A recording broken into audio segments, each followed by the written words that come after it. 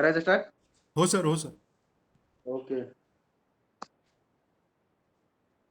Good morning everyone. मी सुनील जाधव, महसूल नायब तहसीलदार पेन.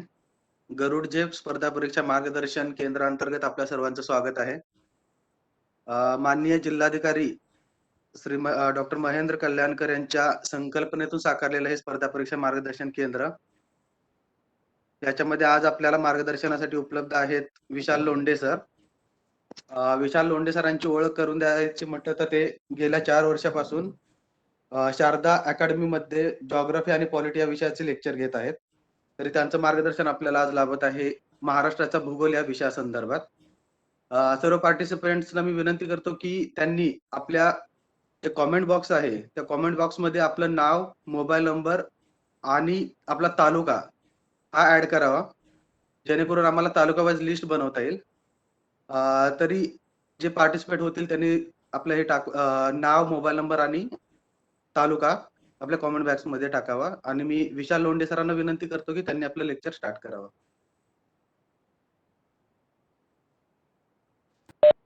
Thank you sir. सर्वप्रथम पूर्णच रायगड जिल्ह्यातले सर्व प्रशासकीय अधिकारी, पेन तालुक्यातील माझे सर्व अधिकारी वर्ग, तुमच्या सर्वांनी ही संधी उपलब्ध करून दिली, त्यामुळं आज हा मार्गदर्शनाचा योग खरं तर लाभतो आहे. खूप खूप धन्यवाद. सर्वप्रथम आज महाराष्ट्राचा जिओग्राफी आहे त्याच्या संबंधानं काही लेक्चर आपल्याला, काही इंट्रोडक्शन सुरुवातीला मी त्याचं करून देतो आणि मग पुढे आपण हळूहळू लेक्चर मध्येच सुरू करूया. येस, माझा आवाज सर्वांपर्यंत येत असेल?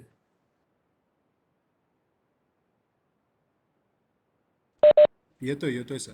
येस, कारण हे ऍप कधी मी यूज केलं नाही अगोदर, त्यामुळे थोडस सुरुवातीला. सर फक्त एक सांगतो, येतोय, क्लिअर आवाज येतोय. सगळे म्यूट आहेत आता. मध्ये कोण बोलणार नाही. जे काय हो. असेल ते फक्त चॅट मध्ये ते त्यांचं काय प्रश्न असेल ते विचारते, पण एंडिंगला फक्त त्यांना बोलायला हे करणार आहोत. नक्की नक्की नक्की 100%. Okay sir. आजचं पूर्ण जे महाराष्ट्राचा भूगोल जे सेशन आहे किंवा ओव्हरऑल महाराष्ट्रच भूगोल जो आहे त्याच्या स्पेसिफिक महाराष्ट्र भूगोलाचा आपण स्टडी करतो. आणि आज योगायोग असा आहे की संबंध महाराष्ट्राचा विषय काय म्हणतात की विचार जर केला तर पूर्ण भारत देशाचा विचार जरी केला तरी जेवढी काही देशामध्ये राज्य आहेत त्या सगळ्या राज्यांचा विचार केला तर उत्तरेकडून दक्षिणेकडे जरी गेलं तरी काही राज्यांना आपल्याला फक्त इतिहास आहे, काही राज्यांना फक्त भूगोल आहे. पण महाराष्ट्र या भारतातलं असं एक महत्वाचं राज्य आहे की ज्याला इतिहासही आहे आणि भूगोलही आहे. असं दोनही मुद्दे किंवा दोनही बिट्स असलेलं एकमेव राज्य मला वाटतं की महाराष्ट्र आहे, की ज्याला इतिहासही आहे आणि ज्याला भूगोलही आहे. आणि हे जे लेक्चर ज्या महाराष्ट्राच्या भागातून किंवा ज्या प्रदेशातनं रायगड जिल्हा विशेषतः किंवा पूर्ण कोकण पट्टा हा महाराष्ट्रासाठी भौगोलिक दृष्ट्या आणि ऐतिहासिक दृष्ट्या दोन्ही दृष्ट्या आपल्याला काय म्हणता येईल की नैसर्गिक दृष्ट्या समृद्ध असलेला एक प्रशासकीय विभाग महाराष्ट्राचा आहे. आणि परीक्षेला पण काय म्हणता येईल की महाराष्ट्राचा भूगोलाचा विचार केला तर कोकणावरती विशेषतः महाराष्ट्र लोकसेवा आयोग किंवा पूर्णच स्पर्धा परीक्षेमधले प्रश्नांचा जरी विचार केला किंवा एक्झामला येणारे प्रश्न तेवढ्या पुरता जरी विचार केला तरी महाराष्ट्राचा संदर्भ हा जास्त करून आपल्याला कोकणच्या परिसरामध्ये विशेषतः पाहायला मिळतो. मी फार त्यामध्ये वेळ घालवणार नाही. मागील साधारणतः 4 वर्षापासून पुण्यामध्ये रयत प्रबोधिनी आणि शारदा अकॅडमीमध्ये मी पॉलिटी आणि जिओग्राफी शिकवण्याचा काम करत आहे, अध्यापनाचं काम करत आहे. 2018ला PSI ची पहिल्यांदा मुख्य परीक्षा मी दिली, त्यानंतर 2019ला PSI ची मुख्य परीक्षा दिली आणि आता 2020 ची मुख्य परीक्षा. असे साधारणतः 3 वर्ष झालं मेन्स देतो आहे. काही कारणास्तव तो रिझल्ट राहतोय, पण स्वतःचं पण एक प्रशासकीय अधिकारी व्हायचं स्वप्न आहे आणि लवकर ते नक्कीच पूर्ण होईल. भूगोल या घटकाचा जर विचार केला तर 3 भागामध्ये आपल्याला साधारणतः भूगोल विभागता येईल. एक म्हणजे फिजिकल जिओग्राफी, जो पूर्णतः प्राकृतिक भूगोल आहे, जो राज्यसेवा परीक्षा आणि UPSC किंवा राज्यसेवा परीक्षेसाठी जास्त करून विचारला जातो. त्यानंतर प्राकृतिक भूगोलानंतर जर पाहिलं आपण तर प्रशासकीय भूगोल आणि मानवी भूगोल हा पण घटक आपल्याला नुकताच मागच्या वर्षी राज्यसेवेचा सिलेबस जो चेंज झाला त्यामध्ये पण हे प्रश्न विचारले गेले. आणि तिसरा घटक जो आपण ज्या महाराष्ट्र राज्य लोकसेवा आयोगाची परीक्षा देतोय त्याचा प्रामुख्याने प्रश्न आपल्याला विचारले जातात, तो म्हणजे महाराष्ट्राचा भूगोल. परीक्षा जरी आपण 2 भागामध्ये साधारणपणे विभागली, तर आपण जर त्याचा विचार जर केला, तर आपल्याला एक गोष्ट लक्षात येईल साधारणपणे, की परीक्षेचा जरी विचार केला आपण, तरी आपल्या एक मुद्दा लक्षात येईल, की तो म्हणजे राज्यसेवेची परीक्षा आणि दुसरा मुद्दा म्हणजे संयुक्त पूर्व परीक्षा किंवा जी अलीकडे आता उद्या तर राज्यसेवेची परीक्षा महाराष्ट्र लोकसेवा आयोगाने आयोजित केलेलीच आहे. पण संयुक्त पूर्व परीक्षा आणि राज्यसेवा पूर्व परीक्षा या 2 परीक्षांचा जर आपण विचार केला, तर साधारणपणे परीक्षांचा आवाका जर लक्षात घेतला, तर जी काही आपली अ, संयुक्त पूर्व परीक्षा आहे, त्या संयुक्त पूर्व परीक्षेला जास्त करून शक्यतो काय म्हणता येईल, की प्रश्न महाराष्ट्राच्या भूगोलावरती विचारले जातात, जे की राज्यसेवेला फार रेअर कंडिशनमध्ये महाराष्ट्र भूगोलाचे प्रश्न विचारले जातात. मागील 3-4 वर्षाचा जर आपण विचार केला साधारणपणे, तर महाराष्ट्राचा जो भूगोल आहे, त्या महाराष्ट्राच्या भूगोलाचा आवाका पाहिला तर भूगोल या विषयावरती साधारणतः 15 प्रश्न परीक्षेला विचारले जातात. 15 प्रश्नांचा 2 गटामध्ये विभाजन केलं तर एक म्हणजे भारताचा भूगोल आणि दुसरा महाराष्ट्राचा भूगोल. त्यामध्ये 15 प्रश्नांपैकी 13 किंवा 12 प्रश्न ऑलमोस्ट आपण पकडू म्हणजे जवळपास 80% प्रश्न महाराष्ट्राच्या भूगोलावरती संयुक्त पूर्व परीक्षेला किंवा कंबाईन किंवा क्लास 2, क्लास 3 त्याच्या खालच्या सरळ सेवा, नाहीतर राज्यसेवा मुख्य परीक्षा प्रिलिमला म्हणणार नाही मी, कारण पूर्व परीक्षेला महाराष्ट्राचे फार कमी प्रश्न येतात, 2 किंवा 1-2 प्रश्न येतात. परंतु राज्यसेवा मुख्य परीक्षा जो पेपर 1 होतो, त्या पेपर 1 ला बऱ्यापैकी महाराष्ट्राचे प्रश्न आपल्याला आलेले दिसतात. आता महाराष्ट्राचे प्रश्न येतात, आपण ज्या राज्यात राहतो त्या राज्याचाच भूगोल आपल्याला परीक्षेला विचारला जातो. इतकंच नाही तर कधी कधी तर आपण ज्या जिल्ह्यात राहतो किंवा ज्या तालुक्यात राहतो तिथलाच प्रश्न आपल्याला परीक्षेला विचारला जातो आणि ते सुद्धा कधी कधी आपली त्याची उत्तरं चुकत असतात. फॉर एक्झाम्पल तुमच्यापैकी अनेक जर मी पाहतोय की श्रीवर्धन तालुका असेल किंवा बाकी सगळे समुद्र किनारपट्टीचे तालुके असतील, अनेक वेळा आयोगाने असेही प्रश्न विचारलेत की खालीलपैकी रायगड जिल्ह्यातले कोणते तालुके हे समुद्र किनारी वसलेले आहेत किंवा कोणत्या तालुक्यांना समुद्र लाभलाय, आणि घाई गडबडीमध्ये आपल्या तालुक्याला समुद्र लागलाय की नाही लागलाय हे सुद्धा क्षणार्धामध्ये आपण विसरून जातो. कारण एक्झाम ही अभ्यासापेक्षा टेम्परामेंटची आहे. म्हणजे अनेक वेळा आपल्या घरापासून 10 किलोमीटरवरती समुद्र किनारा असतो, पण आपल्या लक्षात येत नाही की आपल्या तालुक्याला समुद्र किनारा आहे की नाही आहे. त्यामुळं म्हणजे एखादा नागपूरकडे शिकणारा विद्यार्थी असेल, पूर्व महाराष्ट्रामध्ये शिकणारा असेल, तर त्याला कोकणातल्या एखाद्या प्रश्नाचं ग्राउंड लेवलचं इतकं नॉलेज नसतं की तो फार सांगेल की श्रीवर्धन मध्ये समुद्रकिनारा कशा प्रकारचा आहे, हरिहरेश्वरला काय फेमस आहे, श्रीवर्धनला काय, अलिबाग काय फेमस आहे. पण जो विद्यार्थी रायगड जिल्ह्यातला आहे, ज्याचा स्वतःचा आपण म्हणू की होम होम आहे, जिल्हा घरचा आहे, त्या घरच्या जिल्ह्यातला ज्यावेळी प्रश्न येतो आणि आपल्याला त्याचं उत्तर काढता येत नाही, त्यावेळी आपल्याला असं वाटून जातं की स्पर्धा परीक्षा आपल्यासाठी तयारच झाली नाही, की आपल्याला आपल्याच जिल्ह्यातला प्रश्न सोडवता येत नाही. पण शेवटी परीक्षा ही टेम्परामेंटची आहे. तिथं आपल्याला प्रेशर हँडल होत नाही. असं माझ्याकडूनही झालंय, की मी स्वतःही पुणे जिल्ह्यातनं बिलॉन्ग करत असतानाही पुणे जिल्ह्याचा प्रश्न 2 वर्षापूर्वी परीक्षेला विचारला गेला आणि मला त्याचं उत्तर नाही सांगता आलं. म्हणजे येत असून पण माझ्याकडून ते चुकलं. तर त्याचा अर्थ असा नसतो, की मला काही येत नाहीये किंवा मला पुणे जिल्ह्यातलं काही माहीत नाही. मला माझ्या जिल्ह्यातलं सगळं बेसिक माहीत असतं. पण घाई आणि परीक्षेत आपल्याला टेम्परामेंटमुळे हे सगळ्या गोष्टी होतात. मुद्दा हा आहे, की महाराष्ट्राचा भूगोल याचा अभ्यास पुस्तकापेक्षा मी म्हणेन की तो फिरण्याचा अभ्यास आहे. तो अनुभवायाचा अभ्यास आहे.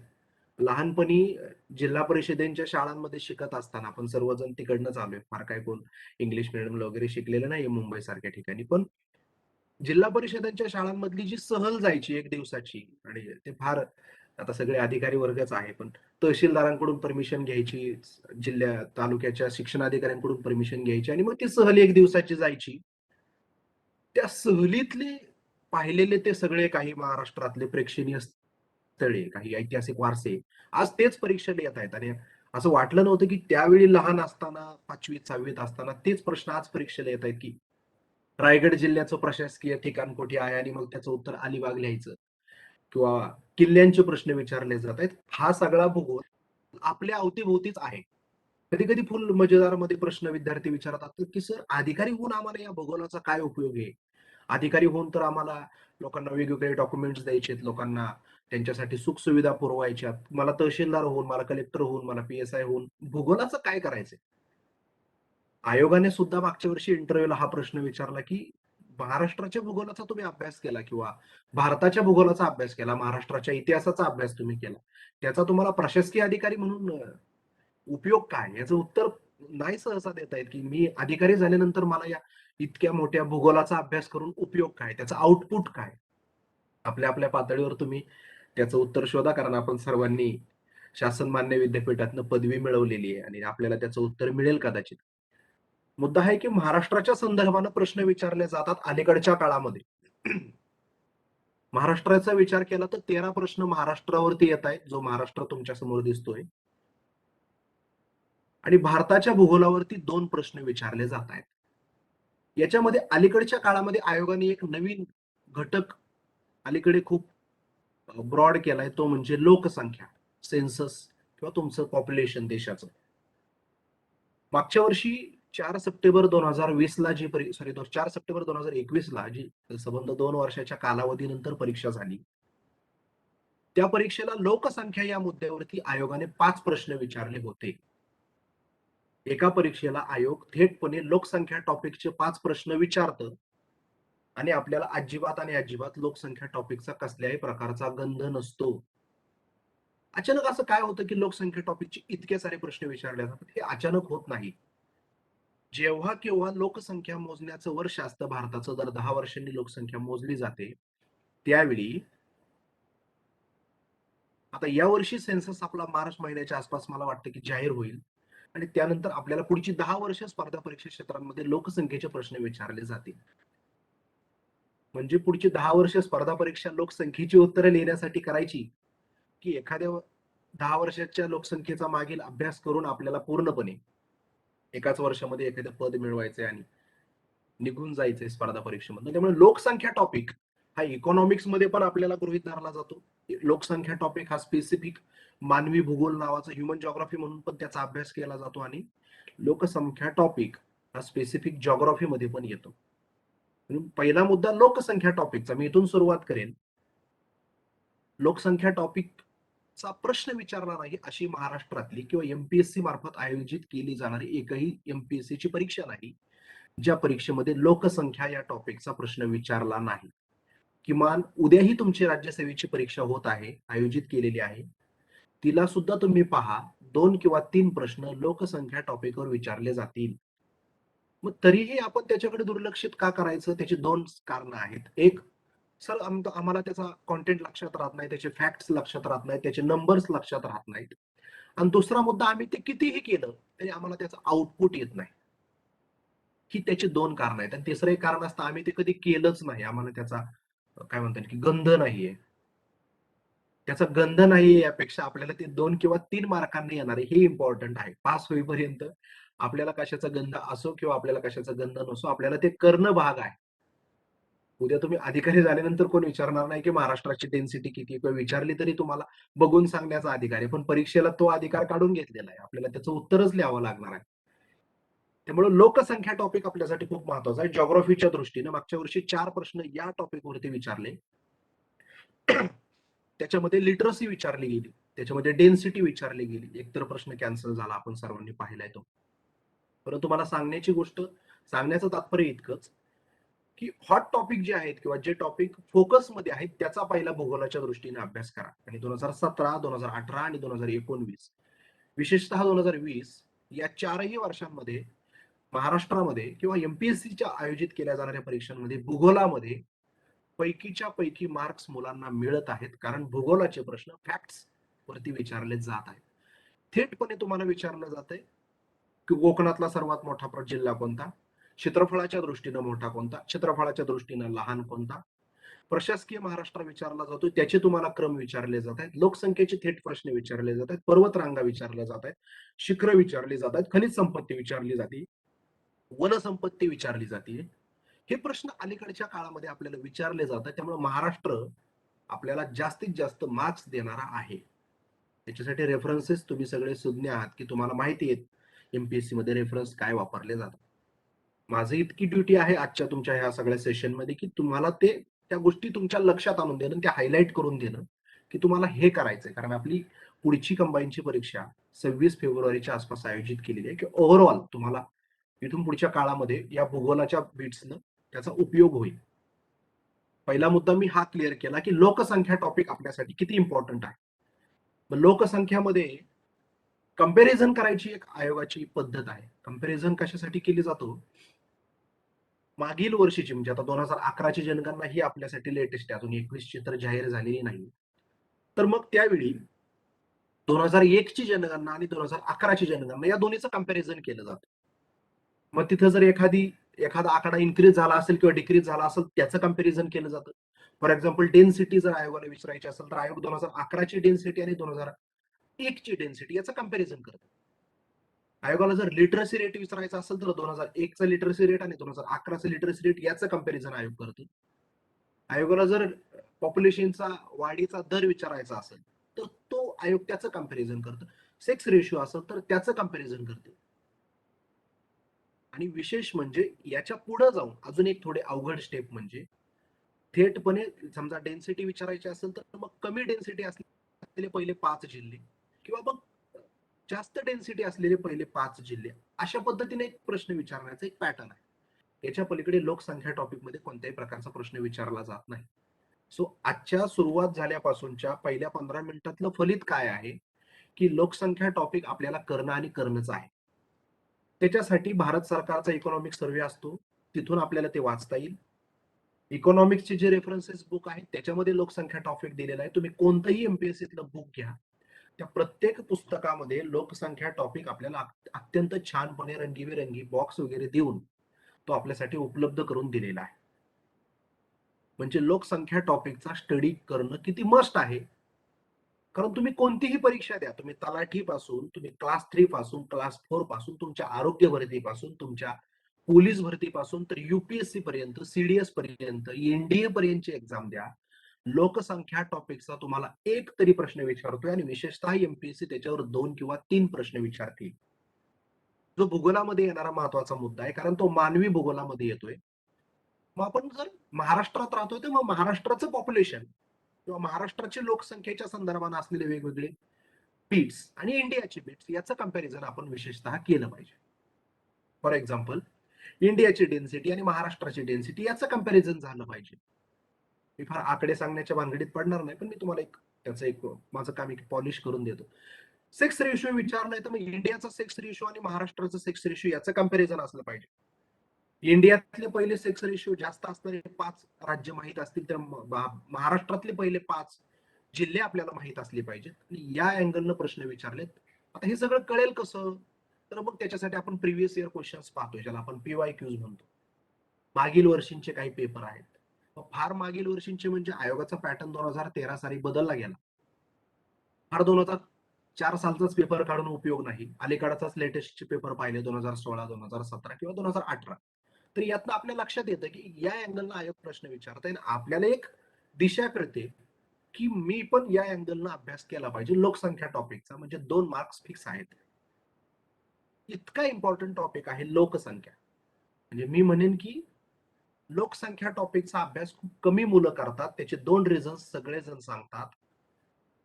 एक म्हणजे सर त्याचे आकडे आमच्या लक्षात राहत नाहीत, आणि दुसरा मुद्दा की सर ते कसं करायचं किंवा ते आम्हाला ते जुळत नाहीये. कंपॅरिझन केलं पाहिजे. पहिलं सोल्युशन मी तुम्हाला त्याच्यावर दिलं, जिल्हे आणि राज्य यांचं कंपॅरिझन. मागची जनगणना आणि ही जनगणना याचं कंपॅरिझन केलं पाहिजे. आणि राहिला प्रश्न आकड्यांचा, त्याच्यासाठी काही अजून कोणतं संशोधन झालेलं नाहीये किंवा सरकारलाही काही सापडलेलं नाहीये किंवा एमपीएससीतही काही शोध लागला नाही की ते लक्षात कसं ठेवायचं. सातत्यानं वाचून कोकणपट्टी करून लहानपणी ज्या पद्धतीने पाढेपाठ करायचो, बेके बे दोन्ही चार, त्याच पद्धतीने आपल्याला हे सगळं करावं लागणार आहे. याच्यासाठी फार काही वेगळं करायची गरज नाही. सातत्यानं वाचून त्याच्यावरच्या प्रश्नांचा सराव करून प्रॅक्टिस मेक्स मॅन परफेक्ट जे म्हटलं जातं त्यातून त्या गोष्टी तुमच्या लक्षात येणार आहेत. आता फॉर एक्झाम्पल आपल्या अवतीभोवती कधी कधी प्रश्न विचारला जातो. आपल्याला जर माहिती आहे लोकसंख्येची घनता, आपल्याला माहिती की मुंबई शहर, मुंबई उपनगर या परिसरामध्ये लोकसंख्येची घनता जास्त आहे. जे मोठे मोठे जिल्हे आहेत त्याच्यात पॉप्युलेशन जास्त आहे, डेन्सिटी जास्त आहे. सेक्स रेशिओचा विचार केला तर प्रत्येक 1000 पुरुषांमागे महिलांची संख्या साधारणपणे मोजली जाते. कोकणचा जो भाग आहे रत्नागिरी सिंधुदुर्गचा, या पट्ट्यातले चाकरमारी त्यांना जो शब्द वापरला जातो तो पुरुष वर्ग कामानिमित्त मुंबईकडे स्थलांतरित झालाय, ठाण्या मुंबईच्या परिसरामध्ये स्थलांतरित झालाय. साहजिकच आहे, मग महिला सिंधुदुर्ग रत्नागिरीच्याच भागात राहिल्या, रायगडचाही त्याच्यामध्ये उल्लेख करता येईल. आणि मग पुरुष वर्ग हा शहरी भागाकडे स्थलांतरित झाला, त्याच्यामुळे पुरुषांची संख्या मुंबईकडे गेल्यानंतर तिथले स्थानिक पुरुष कमी झाले आणि महिला जास्त राहिल्या. साहजिकच सेक्स रेशिओ हा सिंधुदुर्ग रत्नागिरीचा जास्त असेल. याच्यासाठी अभ्यासापेक्षा हा लॉजिकल उत्तर आहे. मग प्रश्न कधी कधी कन्सेप्च्युअली विचारला जातो की रत्नागिरी सिंधुदुर्ग जिल्ह्यामध्ये सेक्स रेशिओ महिलांचा जास्त का आहे किंवा सेक्स रेशिओ जास्त काय, तर कारण पुरुषांचं कामानिमित्त रोजगाराच्या दृष्टीनं मुंबई पुण्यासारख्या शहरांकडे, मुंबई ठाण्यासारख्या शहरांकडे होणारं स्थलांतर हा मायग्रेशनचा मुद्दा आहे सगळा आणि त्यामुळे तिथं सेक्स रेशिओ जास्त आहे. असे बेसिक प्रश्न आयोगाने विचारलेत ज्याच्यावरती आपण फोकस केला पाहिजे. मागील वर्षींच्या प्रश्नांचे, प्रश्नपत्रिकांचे एकत्रित संच आपल्याला मार्केटमध्ये उपलब्ध आहेत. कंपाईल करून आपल्याला एकदम आयोगाचे प्रश्न उपलब्ध करून दिले जातात. आयोग स्वतः आपल्यासाठी खूप काळजी घेत असतं. आयोग स्वतः त्यांच्या वेबसाईटवरती पेपर उपलब्ध करून देतं. आपण गुगलवरती कोणती गोष्ट सर्च केली तर आपल्याला क्षणार्धामध्ये त्याचं उत्तर मिळतं आणि ह्या सगळ्या गोष्टी तिथनं विचारल्या जातात. म्हणजे पहिला मुद्दा आपल्या लेक्चर मधला आजचा सार्थकी आहे की लोकसंख्या टॉपिक खूप इम्पॉर्टंट आहे. जिओग्राफीच्या दृष्टीनं म्हणण्यापेक्षा जिओग्राफीतला एक तो सब बीट आहे आणि जो एक्झामसाठी खूप इम्पॉर्टंट आहे. लोकसंख्या टॉपिकचा स्टडी कोणत्याही रेफरन्सेस बुक मधून केला तरी चालतं. त्याचा कंपॅरेटिव्हली स्टडी केला आणखी सोपं जाईल. आणि दुसरा मुद्दा त्याचे प्रश्न पाहिले आणि थोडीफार गोकणपट्टी केली तर लोकसंख्या टॉपिक चांगल्या पद्धतीने मार्क्स देऊ शकतो. आणि विशेष म्हणजे फक्त पूर्व परीक्षाच नाही तर तुम्ही कोणत्याही मुख्य परीक्षेला जा, तिथंही लोकसंख्येचे 2 प्रश्न आहेत. तुम्ही राज्यसेवा मुख्यला जा, तुम्हाला HRD सुरुवातीच्या पेपर 1 ला, पेपर 3 ला, पेपर 4 ला लोकसंख्या टॉपिकचे या वर्षी 6 प्रश्न विचारले गेलेत. आणि संयुक्त पूर्व परीक्षेला गेल्यानंतर, तिथून मुख्य परीक्षेला गेल्यानंतर तुम्ही कोणताही मेन्सचा पेपर द्या, कंबाईनचा, PSIचा द्या, STIचा द्या, ASOचा द्या किंवा क्लास 3चा द्या, मेन्सलाही तुम्हाला लोकसंख्येचे 2 प्रश्न विचारले गेले. मग इतका महत्वाचा मुद्दा असताना त्याच्याकडे दुर्लक्षित करायचं आणि फार अवघडातली अवघड गोष्ट वाचत बसायची, यापेक्षा सोपं काय तर लोकसंख्या टॉपिक सगळीकडे उपलब्ध आहे, ज्याचे प्रश्नही सातत्याने विचारले जात आहेत. तर आपण ते केलं पाहिजे आणि त्याचं उत्तर शोधलं पाहिजे, जेणेकरून आपल्याला चांगल्या पद्धतीचं मार्क्स, चांगल्या पद्धतीचे आउटपुट येईल. पहिलं तिथं गेल्यानंतर उत्तर बरोबर येणार आहे की यापेक्षाही ते अगोदर केलं पाहिजे. म्हणून लोकसंख्या टॉपिक आजच्या दृष्टीने मी तुम्हाला सुरुवातीला सर्वप्रथम सांगितलं. आणि मला वाटेल की सुरुवातीलाच लोकसंख्या टॉपिकच सुरुवात केला. आवाज सर्वांना पोहोचतोय दीप्ती मॅडम? काही प्रॉब्लेम नाही. पुढच्या बीटकडे आपल्याला जायचंय.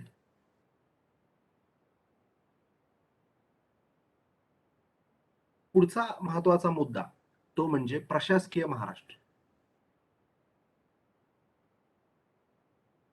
प्रशासकीय महाराष्ट्र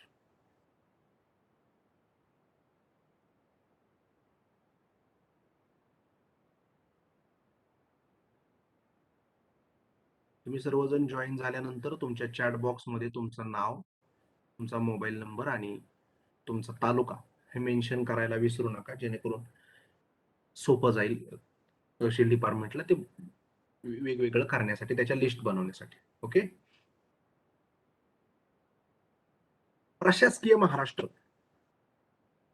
फार सोपा टॉपिक आहे, पण आपल्याला आपण ज्या राज्यात राहतो त्याचाच अभ्यास करायचा फार कंटाळा असतो. एखाद्या विद्यार्थ्याला उत्तर प्रदेश मधले जिल्हे सांगता येतात, पण महाराष्ट्रातला कोणता जिल्हा कुठं हे सांगता येत नाही. प्रशासकीय महाराष्ट्रामध्ये 5 बिट्स मला खूप महत्वाचे वाटतात. 5 बिट्स कोणते? महाराष्ट्रातले सगळे प्रशासकीय विभाग आणि त्या सगळ्या प्रशासकीय विभागांची माहिती. 6 प्रशासकीय विभाग महाराष्ट्रात आहेत. का प्रशासकीय विभाग तयार झालेत? जे प्रशासकीय विभाग आहेत तेच महसुली विभाग आहेत, वेगळे नाहीत. अनेक वेळा जर परीक्षेला विचारलं की महाराष्ट्रात महसुली विभाग किती, तर मुलांना कन्फ्युज होईल उत्तर किती लिहायचं. प्रशासकीय विभाग आणि महसुली विभाग एकच आहे. ऍडमिनिस्ट्रेटिव्ह डिपार्टमेंटने त्याला प्रशासकीय नाव दिले आणि रेव्हेन्यू डिपार्टमेंटने त्याला महसुली विभाग नाव दिले. जे विभागीय आयुक्त पूर्णपणे याचे प्रमुख असतात. प्रशासकीय महाराष्ट्राचा विचार केला तर महाराष्ट्रातील सगळे प्रशासकीय विभाग,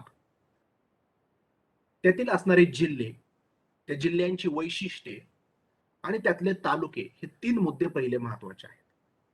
मग तुम्ही सर्वजण कोकण प्रशासकीय विभागात नाही, आता तर कोकण प्रशासकीय विभाग त्याची स्थापना 1960 पासून कोकण प्रशासकीय विभाग अस्तित्वात आहे.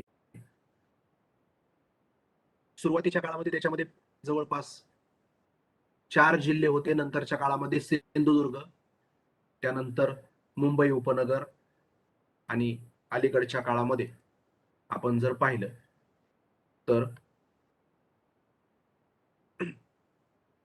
अलीकडच्या काळामध्ये आपण जर पाहिलं तर साधारणपणे त्याच्यात आपल्याला काय म्हणता येईल की पालघर एक जिल्हा आपल्याला तयार झालेला दिसतो. म्हणजे साधारणतः 7 जिल्हे अलीकडच्या काळामध्ये आपल्याला कोकण प्रशासकीय विभागामध्ये साधारणपणे तयार झालेले पाहायला मिळतात.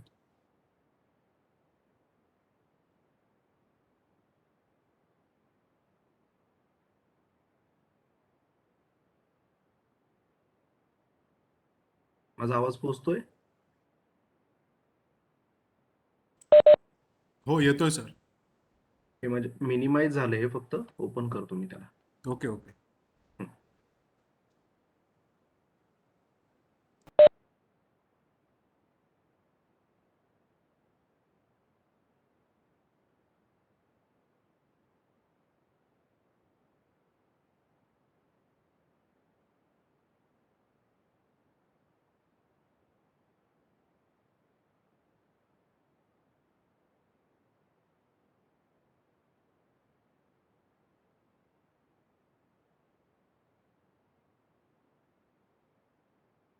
आणि या कोकण प्रशासकीय विभागाचा आपण जर विचार केला तर एक गोष्ट आपल्या लक्षात येते की अलीकडे सुद्धा कोकण, म्हणजे मी एक स्पेसिफिक उदाहरण घेतो, सगळे तर 6 प्रशासकीय विभाग महत्वाचेच आहेत, पण कोकण प्रशासकीय विभागाचा विचार केला तर आयोगाची त्याच्यावरती विचारण्याची जी परीक्षेची पद्धत आहे ती कशा प्रकारची आहे.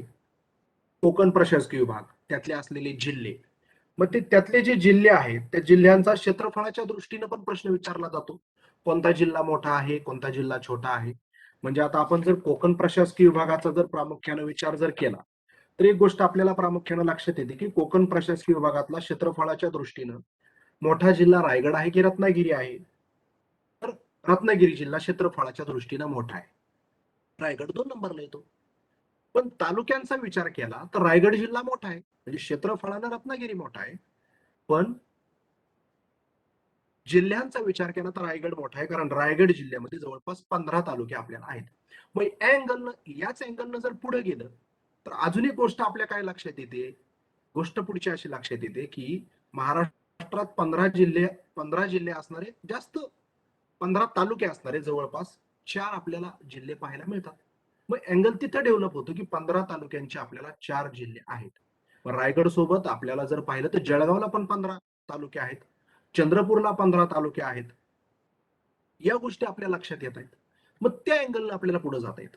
अजून काय कोकण प्रशासकीय विभागात समुद्र किनारपट्टी, ते तर आपल्याला प्राकृतिक भूगोलामध्ये जास्त समजतं, पण कोकण किनारपट्टीचा पण आपण प्रामुख्याने विचार केला तर तो बीट इथं लक्षात येतो आपल्याला.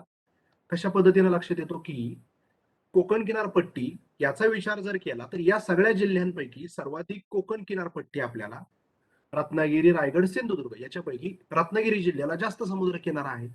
नंतर आपल्याला रायगड जिल्ह्याला समुद्र किनारा लाभलेला मिळतो. याच्या पुढे जाऊन आयोगाने अजून एक स्टेप मध्ये प्रश्न विचारला गेला, तो म्हणजे तालुके दिले गेले आणि कोणत्या तालुक्यांना समुद्र किनारपट्टी लाभली. आता तुम्ही सगळे रायगड जिल्ह्यात नाही येता, पण ठीक आहे, तुम्हाला सिंधुदुर्ग जिल्ह्यांमधल्या तालुक्यांना समुद्र किनारपट्टी लागली असा प्रश्न विचारला तर थोडा जड जाईल. परंतु मी या मताचा आहे की जर तुम्हाला रायगड जिल्ह्यातलेच काही तालुके दिले आणि रायगड जिल्ह्यातल्या खालीलपैकी कोणत्या तालुक्यांना समुद्र किनारा लागलाय असा प्रश्न विचारला तर मग आपलं तरीही कन्फ्युजन झालं असेल तर मग आपण रायगड जिल्ह्यातले असून किंवा आपण त्या जिल्ह्यात येत असून आपल्याच जिल्ह्याचा प्रश्न परीक्षेला विचारला असेल, तोही आपल्याला जर येत नसेल तर हे फार वाईट वाटतं आपल्याला. एक तासभर आपण फार डिस्टर्ब होतो की माझ्या जिल्ह्यातला प्रश्न मला विचारला आणि माझ्या जिल्ह्यातला प्रश्न मला आला नाही, असं होतं.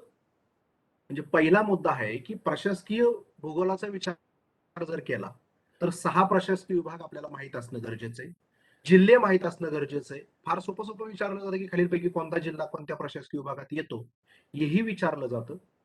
अलीकडे प्रश्न वेगवेगळ्या पद्धतीने विचारले जातात. मग प्रशासकीय विभागाचं स्ट्रक्चर, एखाद्या प्रशासकीय विभागाचं स्केच परीक्षेला दिलं जातं आणि त्या प्रशासकीय विभागाचं स्केच दिल्यानंतर विचारलं जातं परीक्षेला आपल्याला की हा प्रशासकीय विभाग कोणता आहे असं ओळखा.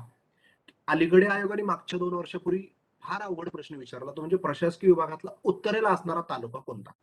म्हणजे आता पालघर जिल्ह्याचा विचार जर केला किंवा आपण कोकण प्रशासकीय विभागाचा विचार केला तर सर्वात उत्तरेला तर आपल्याला पालघर जिल्हा दिसतोय. पण त्यातला तालुका विचारला की तलासरी तालुका जो आहे तो फार उत्तरेला आहे. तशा प्रकारचा. आणि दक्षिणेला विचारला तर काय म्हणतात की दक्षिणेला विचारला तर एकदम दक्षिणेला सिंधुदुर्ग मधला दोडामार्ग तालुका आहे. तो प्रश्न आयोगाने एका परीक्षेला आपल्याला विचारलेला पाहायला मिळतो.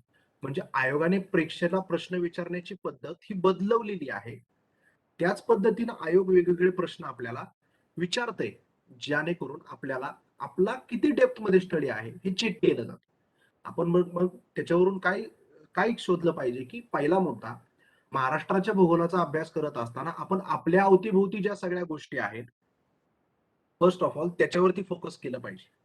फार रायगड जिल्ह्यात राहत असताना नागपूरच्या सगळ्या गोष्टी माहिती आहेत, पण आपल्या जिल्ह्यातला किंवा कोकण प्रशासकीय विभागातला अभ्यास विचारल्यानंतर ते परीक्षेला पहिल्यांदा येणं गरजेचं आहे. आणि मला असं वाटतं की कोकण प्रशासकीय विभाग म्हणजे तुम्ही फार काय म्हणता येईल की नशिबान लोक आहात की कोकण प्रशासकीय विभाग आणि परीक्षेला सर्वात फेवरेट प्रशासकीय विभाग कोणता असेल तर कोकण. मी बघतो मागच्या 6 वर्षात, कारण इथले घाटमाथे, इथले सह्याद्री पर्वतरांग, इथले समुद्र किनारे हे सगळं कोकणलाच अटॅच आहे आणि प्रश्न तिथंच विचारले जात आहेत. म्हणजे मागच्या परीक्षेला विचारला गेलेला दापोलीच्या परिसरामधला घाट हा कोकण प्रशासकीय विभागात आहे. पर्वतरांगा विचारल्या त्या कोकण प्रशासकीय विभागात आहे. नद्या खाड्या विचारायला गेलं त्या कोकण प्रशासकीय विभागामध्ये आहेत. प्रश्न विचारून फार कुठे विचारणार आहे, तर सगळे प्रशासकीय विभाग आहे तो कोकण प्रशासकीय विभाग, यातले जास्त प्रश्न येतात. आपण ज्या प्रशासकीय विभागात येतो त्यातला आपल्याला प्रश्नांची उत्तरं जास्त झटपट द्यायला यायला हवी. अभ्यास करत असताना सगळ्याच गोष्टींचा आपल्याला आला पाहिजे. पण ऍटलिस्ट माझं म्हणणं एवढं आहे की आपण जे प्रशासकीय विभागात येतो पहिलं तिथलं माहित पाहिजे. फॉर एक्झाम्पल आयोगाची एक परीक्षेला पद्धत आहे परीक्षेला विचारायची की जिल्ह्याचं नाव दिलं जातं आणि त्या जिल्ह्याला कोणकोणत्या जिल्ह्यांच्या बाउंड्रीज अटॅच आहेत किंवा टच आहेत, लाभलेले आहेत, असं विचारलं जातं. मी सांगायला मला वाईट वाटतं की 2018च्या परीक्षेला पुणे जिल्ह्यातल्या पुणे जिल्ह्याला खालीलपैकी कोणकोणत्या जिल्ह्यांच्या बाउंड्री लागल्या आहेत असा प्रश्न विचारला आणि मला त्याचं उत्तरच नाही लिहिता आलं. म्हणजे मी पुणे जिल्ह्यात येऊन मला 5 मिनिटं बोटावर मोजावं लागलं की पुण्याला कोणकोणत्या जिल्ह्याच्या बाउंड्री लागल्या आणि माझंही ते उत्तर चुकलं. मग हे सोपे प्रश्न. मग आपला जिल्हा आणि आपल्या जिल्ह्यातल्या अवतीभोवतीतले 7-8 जिल्हे पहिले हे माहिती असलं पाहिजे की हे आपल्या जिल्ह्याला लाभलेत का. म्हणजे रायगडला साताऱ्याची बाउंड्री लागली आहे की नाही लागली आहे आणि रायगडला नगरची बाउंड्री लागली आहे का पुण्याची लागली आहे आणि ठाण्याची लागली आहे का, हे कन्फर्म केलं पाहिजे. आणि आपल्या जिल्ह्याला पश्चिमेला समुद्र किनारा आहे हे पहिलं ठरवलं पाहिजे. नाहीतर आपल्या जिल्ह्याच्या पश्चिमेला पुणे आहे, पूर्वेला समुद्र आहे, याच्यातच सगळा गोंधळ उडायला नको. म्हणजे पूर्व पश्चिम हे पहिले ठरवून घेतलं पाहिजे. कारण आपल्याला अनेक वेळा प्रश्न त्या अँगलने विचारले जातात. ह्या गोष्टी आपण डिसाईड केल्या पाहिजेत. म्हणजे मी जिओग्राफी शिकवत असताना पहिले या गोष्टी बघतो की प्रशासकीय भूगोलात 6 प्रशासकीय विभाग आणि मग प्रशासकीय विभागाला जोडून प्रादेशिक विभाग. मग प्रादेशिक विभागांचा जर आपण प्रामुख्याने विचार जर केला तर मग आपल्याकडे कोकण, मग खानदेश, मराठवाडा, पश्चिम महाराष्ट्र आणि विदर्भ एवढे आपल्याला प्रादेशिक विभाग म्हणजे प्रशासकीय विभाग 6 आहेत. प्रादेशिक विभाग आपल्याकडे 5 आहेत. त्याची वेगवेगळी वैशिष्ट्ये, त्याचे वेगवेगळे फीचर्स, त्याचे वेगवेगळे काय असणारे ऑब्जेक्टिव्ह हे देखील परीक्षेला अलीकडे विचारले गेलेले आहेत. उदाहरणार्थ मागच्या एका परीक्षेला मावळ या बेटचा प्रश्न आला होता. मावळ तुम्हाला फार जवळ आहे आता रायगड जिल्ह्याला. की मावळ हा प्रदेश पर्जन्य छायेच्या परिसरात येतो. तिथं पर्जन्य जास्त होतं, भाताचं पीक घेतलं जातं वगैरे वगैरे असे प्रश्न वेगवेगळे विचारले. अचानक असा प्रश्न विचारण्यामागचं कारण काय? की प्रशासकीय विभागाचे प्रश्न फार विचारून झालेत. आता प्रादेशिक विभागांकडे चला. आपण तिथपर्यंत पोहोचलं पाहिजे. आपण आयोग जिथपर्यंत गेले ऍटलिस्ट तिथपर्यंत जर पोहोचलो, तर आयोग पुढच्या परीक्षेला निश्चितपणे त्याच्या पुढे गेलेलं असतं. पण आपल्याला सापडलेलं तरी असतं आयोग हातात, की हा इथपर्यंत आयोग प्रश्न विचारत इथपर्यंत डेप्थ मध्ये आलंय आणि आता आपण तिथपर्यंत पोहोचलो. प्रशासकीय विभागांसोबत प्रादेशिक विभाग महत्वाचे आहेत. तिसरा मुद्द्याचा मी उल्लेख केला होता तो म्हणजे तालुक्यांचा उल्लेख केला होता. तालुक्यांचे प्रश्न विचारले जातात. कशा पद्धतीने तालुक्यांचे प्रश्न येतात? थेटपणे जोड्या लावायला प्रश्न विचारला गेलाय मागील 2-3 वर्षापूर्वी. तालुक्यांची नावं आणि एका बाजूला जिल्ह्यांची नावं आणि मॅच द फॉलोइंग असा प्रश्न येतो स्ट्रेट फॉरवर्ड. आपल्याला फार घाई असते. आपल्या शेजारच्याच किंवा आपल्याच तालुक्यात जिल्ह्यातला एखादा तालुका विचारलेला असतो, पण घाई गडबडीमध्ये आपण उत्तर चुकवून टाकतो. मग तालुक्यांची सरसकट नावं पाठ करत बसण्यापेक्षा आपल्याला जेवढी लक्षात राहतायत तेवढी राहतील. कारण आपल्याला परीक्षेला पर्याय समोर दिलेले आणि त्यातनं उत्तर काढायचं. त्यामुळे पाठ करून जाऊन लिहायचा तर काही संबंध नाही. त्यामुळं त्या गोष्टीकडे पाठांतराने रट्टा मारत बसण्यापेक्षा ते समजून घेणं, त्याच्यासाठी छोट्या-छोट्या ट्रिक्स आपल्या एमपीएससी मध्ये खूप फेमस असतात, की ट्रिक्स बनवल्या. मग त्या ट्रिक्स आपल्याला त्या ठिकाणी अंमलात आणता येतात. म्हणजे तालुके पण खूप इम्पॉर्टंट आहेत. दुसरा मुद्दा 358 तालुक्यांचा विचार करता एक आयोगाची पद्धत आहे की चढता क्रम आणि उतरता क्रम एक विचारायची आयोगाला फार सवय आहे, जुनी सवय आहे. मग जास्त तालुके असणाऱ्यांकडून जिल्ह्यांकडून कमी तालुके असणाऱ्या जिल्ह्यांकडेचा क्रम विचारला जातो. आपण पाहिलं की नांदेड आणि यवतमाळ या जिल्ह्यांमध्ये 16-16 तालुके आहेत. तर अलीकडे फार कमी विचार केला तर धुळ्यामध्ये 4 तालुके, त्याच्या आणि मुंबई उपनगर 3, पण ते प्रशासकीय कामासाठी तयार केलेत आणि मुंबई शहरला तर तालुकाच नाहीये.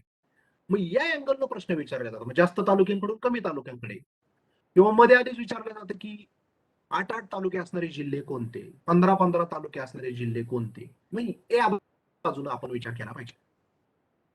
मग तिथं त्याचं उत्तर आपल्याला काढता येतं. तालुक्यांचा प्रश्न पण विचारला जातोय. या सगळ्या गोष्टी करत असताना बाउंड्रीज खूप इम्पॉर्टंट आहेत. तर बाउंड्री कशा इम्पॉर्टंट आहेत, ही गोष्ट पण खूप तितकीच महत्वाची आहे. महाराष्ट्राचा विचार जर केला तर महाराष्ट्राच्या अवतीभोवती असणारी राज्य, त्या तर बाउंड्री इम्पॉर्टंट आहेत. सोबतच महाराष्ट्रातल्या कोणत्या जिल्ह्यांच्या बाउंड्री शेजारच्या कोणत्या राज्यांना टच झालेल्या आहेत याचा प्रश्न विचारला जातो. मग आता उत्तरेचा विचार जर केला तर आपल्याला उत्तरेला मध्य प्रदेश राज्य दिसतं, पूर्वेला गेलं तर छत्तीसगड राज्य दिसतं, खालीच्या आग्नेय भागामध्ये आलं तर तेलंगणा, दक्षिणेकडे आलं तर कर्नाटक, गोव्याचा परिसर आहे, उत्तरेला गेलं तर गुजरात आहे आणि छोटासा एक युनियन टेरिटरी आहे जो दादरा नगर हवेली आहे. हा पूर्ण महाराष्ट्राचा साईडचा जॉग्राफी विचारला जातो आणि मग याला अटॅच झालेले आपले डिस्ट्रिक्ट कोणते, आपले जिल्हे कोणते ते विचारलं जाते. आता रायगड जिल्ह्याचा विचार केला तर रायगड जिल्ह्याला काही कोणतं शेजारी राज्य लाभलेलं नाही, पण रायगडला समुद्रकिनारा आहे, मग त्या अँगलनं प्रश्न विचारला जातो. मग या सगळ्या गोष्टी विचारत असताना मग महाराष्ट्राची निर्मिती, मग त्याच्यापूर्वी 1940 सालापासून तर 1960 पर्यंतचा मग तो सगळा जडणघडणीचा प्रवास 106-107 हुतात्म्यांचं बलिदान आणि मग नागपूर करार, अकोला करार, द्विभाषिक मुंबई राज्य आणि मग स्वतंत्र संयुक्त महाराष्ट्र राज्य, मुंबईसह संयुक्त महाराष्ट्र राज्य, मग 1 मे 1960 हे पण प्रश्न विचारले जात आहेत. म्हणजे महाराष्ट्र कसं तयार झालं इथपासून, तर त्याची तयार होण्याची सगळा त्याचा फ्लो हा पण परीक्षेला विचारला गेला. तो काय विचारला गेला, ज्या राज्याचा तुम्ही अभ्यास करताय, ज्या राज्यात तुम्ही राहत आहे, ज्या राज्याच्या लोकसेवा आयोगाची तुम्ही परीक्षा देताय त्याचं तर तुम्हाला माहित पाहिजे. आयोगाच्या बेसिक आपल्याकडून मागण्या आहेत की हे तुम्ही बेसिक विचारा. पूर्व परीक्षेचं नावच असं आहे की सामान्य क्षमता चाचणी. तुमची सामान्य क्षमता तपासली जाते आणि मुख्य परीक्षेला गेल्यावरती मग तुमची पदाची पात्रता तपासली जाते. म्हणजे पूर्व परीक्षा संयुक्त जर दिली तर तिचं नाव एक सामान्य क्षमता चाचणी. मग तुम्ही ज्यावेळी मेन्सला जाता त्यावेळी तुम्हाला परीक्षेचं नाव आहे की पोलीस उपनिरीक्षक किंवा पोलीस उपनिरीक्षक पदाची पात्रता परीक्षा. आणि मग तुम्हाला पीएसआय साठी काय पात्रता आहे, मग तुम्हाला कायद्याचा अभ्यास, मग ते तुम्हाला परीक्षेत विचारलं जाते. म्हणजे पूर्व परीक्षा ही चाळणी आहे, तो फिल्टर आहे. तिथं चाळणीमध्ये 3 लाख एवढे कॉम्पिटिटर सगळे चेक केले जातात आणि मग त्यातले जे ज्यांच्यात पोटेन्शियल आहे ते 10,000 11,000 आयोग मेन्सला घेऊन मग त्या पदाची तुमची पात्रता, तुम्ही त्या पदास लायक आहात का हे तपासलं जातं आणि मग ते तुम्हाला फायनली करतात. म्हणजे यावर्षी आयोगाच्या पॅनलमध्ये फार आयोगाने रंजकपणे प्रश्न विचारला गेला की तुम्हाला का पीएसआय व्हायचंय, तुम्हाला का एसटीआय व्हायचंय, तुम्हाला का तहसीलदार व्हायचंय. याचं उत्तर नाही सांगता आलं मुलांना. का नाही सांगता आलं, शोधलंच नाही ना. म्हणजे ग्रॅज्युएशन झाल्यानंतर एमपीएससी करायची हे डिसाईड झालं, पण व्हाय एमपीएससी किंवा व्हाय पीएसआय, व्हाय एसटीआय, व्हाय डेप्युटी कलेक्टर, व्हाय तहसीलदार, याचं उत्तरच सांगता आलं नाही. आणि मग पॅनलला पण प्रश्न पडला की याचं उत्तर का सांगता येत नसावं मुलांना, की मला का अधिकारी व्हायचंय, कशासाठी व्हायचंय, याचं रिझन्सच नाही. पण मला ती नोकरीची गरज होती, ही उत्तर मुलांची. पहिलं हेच ठरवलं पाहिजे की ही नोकरी का ही सेवा आहे. म्हणजे ही सर्व्हिस आहे का ही जॉब आहे? आणि मग आपले फार गोंधळ करून टाकतं आयोगाने. मग आपल्याला फार मोठा प्रश्न पडून जातो, की माझं कसं व्हायचं आणि मग मला प्रश्नांची उत्तरं सांगता आली नाहीत आणि मग आता कसं? फार गोंधळ उडून जातो आपला. हॅलो, हा येतोय आवाज सर, बोला. हँग झालं का सर हे? नाही, तुम्ही आता एक्झिट केलं त्याच्यात, शेअर परत ती स्क्रीन हे करा, शेअरमध्ये जाऊन. तर स्क्रीनवरती तर शेअरचं ऑप्शन नाही येते. नाही ते तुमच्या इथून आता- असू दे, आवाज तर पोहोचतोय ना? हो, आवाज येतोय. असू द्या, काय हरकत नाही. नाही नाही तर मला एनिडेक्स देता, लगेच बघ. डेस्क आता इन्स्टॉल नसेल माझ्याकडे, पण हे हँग झाले सर. माझा चेहरा पण ब्लर झालाय. आवाज येतोय आपला आणि व्हिडिओ पण दिसतोय आपला, फक्त ते. ओके, हां हां. हरकत नाही, हरकत नाही. मी कंटिन्यू करतो. आणि मग या गोष्टी महत्वाच्या आहेत. प्रशासकीय भूगोल या बिट्स मधला शेवटचा मुद्दा मला जर सांगायचा झाला, तर मग जिल्ह्यांची निर्मिती विचारली जाते कधी कधी. आता कोकण प्रशासकीय विभागात विचार केला तर सिंधुदुर्ग जिल्हा नव्याने तयार झालाय, मुंबई शहर नव्याने तयार झालाय, मुंबई उपनगर नव्याने तयार झालाय, आणि अलीकडे पालघर जिल्हा नव्याने तयार झालाय. मग सबंध महाराष्ट्रात 1960 ला 26 जिल्हे होते आणि आज 2022 विचार केला तर 36 जिल्हे आहेत. मग कोणता जिल्हा कधी तयार झाला त्याची डेट्स विचारली जाते एक्झामला. त्यावेळेस असणारे महाराष्ट्राचे चीफ मिनिस्टर विचारले जात आहेत, किंवा कोणत्या जिल्ह्यातनं कोणता जिल्हा तयार झाला हा प्रश्न विचारला जातो. याच्या पलीकडे मला नाही वाटत की प्रशासकीय महाराष्ट्रामध्ये काय प्रश्न विचारला जातो, आणि फार अवघड विचारला तर मग कोणत्या जिल्ह्याला कोणत्या जिल्ह्याची बाउंड्रीज लाभली हा प्रश्न विचारला जातो. म्हणजे एक प्रशासकीय विभाग आपल्याला माहित असणं गरजेचं आहे. 6 प्रशासकीय विभाग, त्यांचा उतरता क्रम, चढता क्रम, क्षेत्रफळाच्या दृष्टीने कोणता लहान कोणता मोठा, कोणत्या प्रशासकीय विभागात किती जिल्हे किती तालुके, त्या प्रशासकीय विभागांचे काय असलेली वैशिष्ट्ये, जिल्ह्यांमधले तालुके, ते मॅच द फॉलोइंगला येत आहेत. आपण ज्या प्रशासकीय विभागात येतोय त्या प्रशासकीय विभागाचा परिपूर्ण अभ्यास आपल्याला असला पाहिजे, जेणेकरून आपल्याला तो प्रश्न आला तर ते सेलिब्रेशन 1-2 मिनिट परीक्षेत करता आलं पाहिजे, की येस बाबा, मला माझ्या जिल्ह्यातला माझ्या प्रशासकीय विभागातला प्रश्न आला, आणि आपल्याला आलेला प्रश्न जर आपण बरोबर आणला तर आपण 1 मार्काने सगळ्यांच्या पुढे राहू. कोकण प्रशासकीय विभागातल्या प्रश्नाचं उत्तर काढायला गडचिरोलीत असणाऱ्या विद्यार्थ्याला थोडा त्रास होणार आहे. जो कोकणातल्या विद्यार्थ्याला नागपूरच्याकडच्या प्रश्नाचं उत्तर द्यायला होतं, तर आपलंच आलं तर आपण फार आनंदी असलं पाहिजे की माझं आलंय आणि मला फार त्याचं पटकन उत्तर देता आलंय. हे एक वेगळाच आनंद आहे. तिसरा मुद्दा मी सांगितला की प्रादेशिक विभाग माहित असावेत. चौथा मुद्दा तालुक्यांच्या संदर्भाने, आणि नंतर राज्याच्या साईडच्या असलेल्या सगळ्या बाउंड्रीज, शेजारची राज्य, त्यांना लाभलेल्या आपल्या सीमा. आणि दुसरा मुद्दा मी तुम्हाला सांगितला तो म्हणजे की तालुके आणि जिल्ह्यांच्या सभोवताली असणारे जिल्हे, असा एक प्रश्न विचारला जातो. हा प्रशासकीय महाराष्ट्र आपल्याला विचारला जातो. यामध्ये महाराष्ट्राचं स्थान आणि विस्तार हा खूप महत्वाचा मुद्दा आहे. म्हणजे अक्षरवृत्तीय दृष्ट्या आणि रेखावृत्तीय दृष्ट्या महाराष्ट्र कसा आहे, महाराष्ट्राचं क्षेत्रफळ विचारलं जातं. हे खूप बेसिक प्रश्न आहे. क्षेत्रफळ परीक्षेला विचारलं जातं, किंवा महाराष्ट्राची पूर्व पश्चिम आणि उत्तर दक्षिण लांबी ही देखील परीक्षेला विचारली जाते, आणि आपण ते डिफाईन करायचं असतं की हे आपल्याला परीक्षेला विचारले. या प्रशासकीय महाराष्ट्रामध्ये या सगळ्या गोष्टी आपल्याला पूर्ण करता येतात. मागच्या 3 वर्षामध्ये महाराष्ट्राच्या प्रशासकीय भूगोलावरती 3 प्रश्न विचारले जातात. खूप इम्पॉर्टंट मुद्दा मी मांडतोय. 15 प्रश्नांपैकी 2 ते 3 प्रश्न लोकसंख्येवर विचारले जातात. राहिले 12 ते 13 प्रश्न. त्यातले 3 प्रश्न प्रशासकीय महाराष्ट्रावरती विचारले जातात, किंवा महाराष्ट्राच्या स्थान विस्तारावरती विचारले जातात. 12 मधून 3 मायनस केले तर 9 प्रश्न राहिले. उरलेल्या वेळात 9 प्रश्न कसे येतात ते आपल्याला पाहायचं. पुढचा अत्यंत महत्वाचा मुद्दा आहे तो म्हणजे प्राकृतिक महाराष्ट्र. प्राकृतिक महाराष्ट्राचा जर विचार केला आपण, एक गोष्ट आपल्या लक्षात येईल. ती गोष्ट अशी की 3 घटकांमध्ये महाराष्ट्राचा प्राकृतिक विस्तार झालेला आहे. एक पहिला प्राकृतिक विस्तार अत्यंत पश्चिमेचा जो प्रदेश आहे तो कोकण प्रशासकीय विभाग आहे, किंवा कोकण प्राकृतिक विभाग आहे. मध्य जो भाग आहे तो सह्याद्री, जो उंचवट्याचा प्रदेश आहे, सह्याद्री. आणि पूर्वेकडचा महाराष्ट्राचा जो पठाराचा भाग आहे, जो विस्तृत स्वरूपाचा आहे, तो महाराष्ट्र पठार. या 3 घटकामध्ये महाराष्ट्र प्राकृतिक दृष्ट्या विभागला आहे. पश्चिमेचा कोकणचा प्रदेश, मध्य भागामध्ये उंचवट्याचा प्रदेश सह्याद्री, आणि पूर्वेकडचा प्रदेश महाराष्ट्र पठार. या तीनही बिट्सवरती प्रत्येक बिट्सवरती एक प्रश्न विचारला जातो. म्हणजे हे 3 प्रश्न, लोकसंख्येचे 2, महाराष्ट्राचा स्थान विस्ताराचे 3 आणि महाराष्ट्राच्या प्राकृतिक भूगोलाचे 3, असे जवळपास 8 प्रश्न 3 बिट्समध्ये संपतात आणि परीक्षा या 3 बिट्सवरती आपल्याला 8 प्रश्न विचारते. मागच्या 4 वर्ष झालं. प्राकृतिक भूगोलावरती मग कोकण, मग कोकणची निर्मितीपासून तर कोकणच्या नावापर्यंत, म्हणजे कोकणला परशुरामाची भूमी असं म्हटलं जातं. हा सुद्धा प्रश्न आयोगाने विचारलाय. कोकणाला खरं तर सप्त कोकण असं म्हटलं जायचं. आणि मग कोकणची समुद्र किनारपट्टी, तिचे असलेले फीचर्स, मग चिंचोळे आकाराची कोकण किनारपट्टी जी उत्तरेच्या भागामध्ये रुंद आहे, दक्षिणेकडे जात ती चिंचोळे आकाराची होत गेली, लहान होत गेली, सिंधुदुर्गच्या परिसरामध्ये कमी झाली, ठाण्याच्या परिसरामध्ये थोडीशी मोठी आहे. आणि मला फार आनंद या गोष्टीचा आहे की कोकणातल्या कोणत्या जिल्ह्याचे जास्त प्रश्न येतात तर रायगड जिल्ह्याचे. मग नद्या, मग कोकणातल्या नद्या विचारल्या जातील. त्या नद्या कशा प्रकारे बाउंड्रीज तयार करतात आणि नद्या ज्या खाडीमध्ये जाऊन मिळतात तो प्रश्न परीक्षेला विचारला जातो जोड्या लावायला. मग जोड्या लावायला प्रश्न येतो तर आपल्याला हे माहित असलं पाहिजे. मग फार सावित्री नदी आयोगाची फार फेवरेट आहे. सावित्री नदीचा प्रश्न विचारला जातो.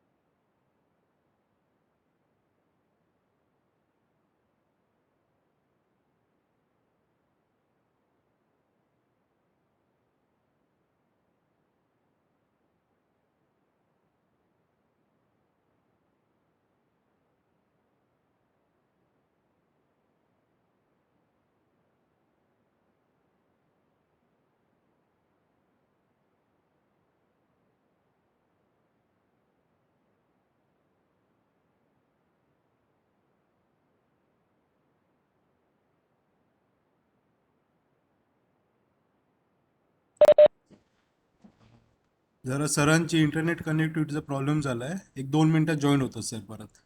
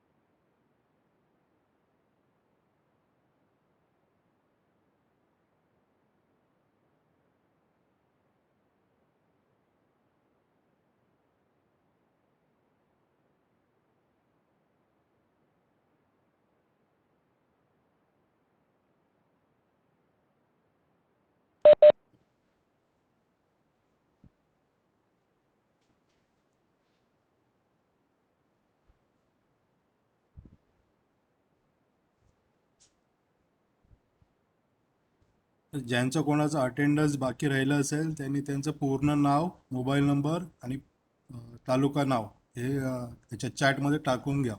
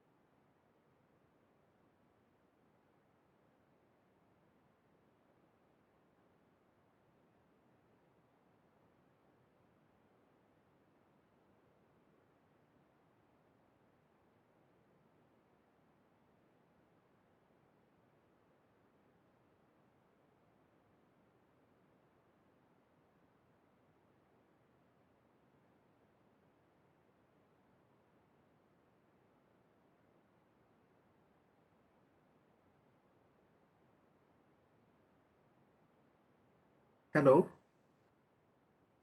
हा सर, केलंय कनेक्ट आपल्याला. येतोय माझा आवाज? हो हो. येस.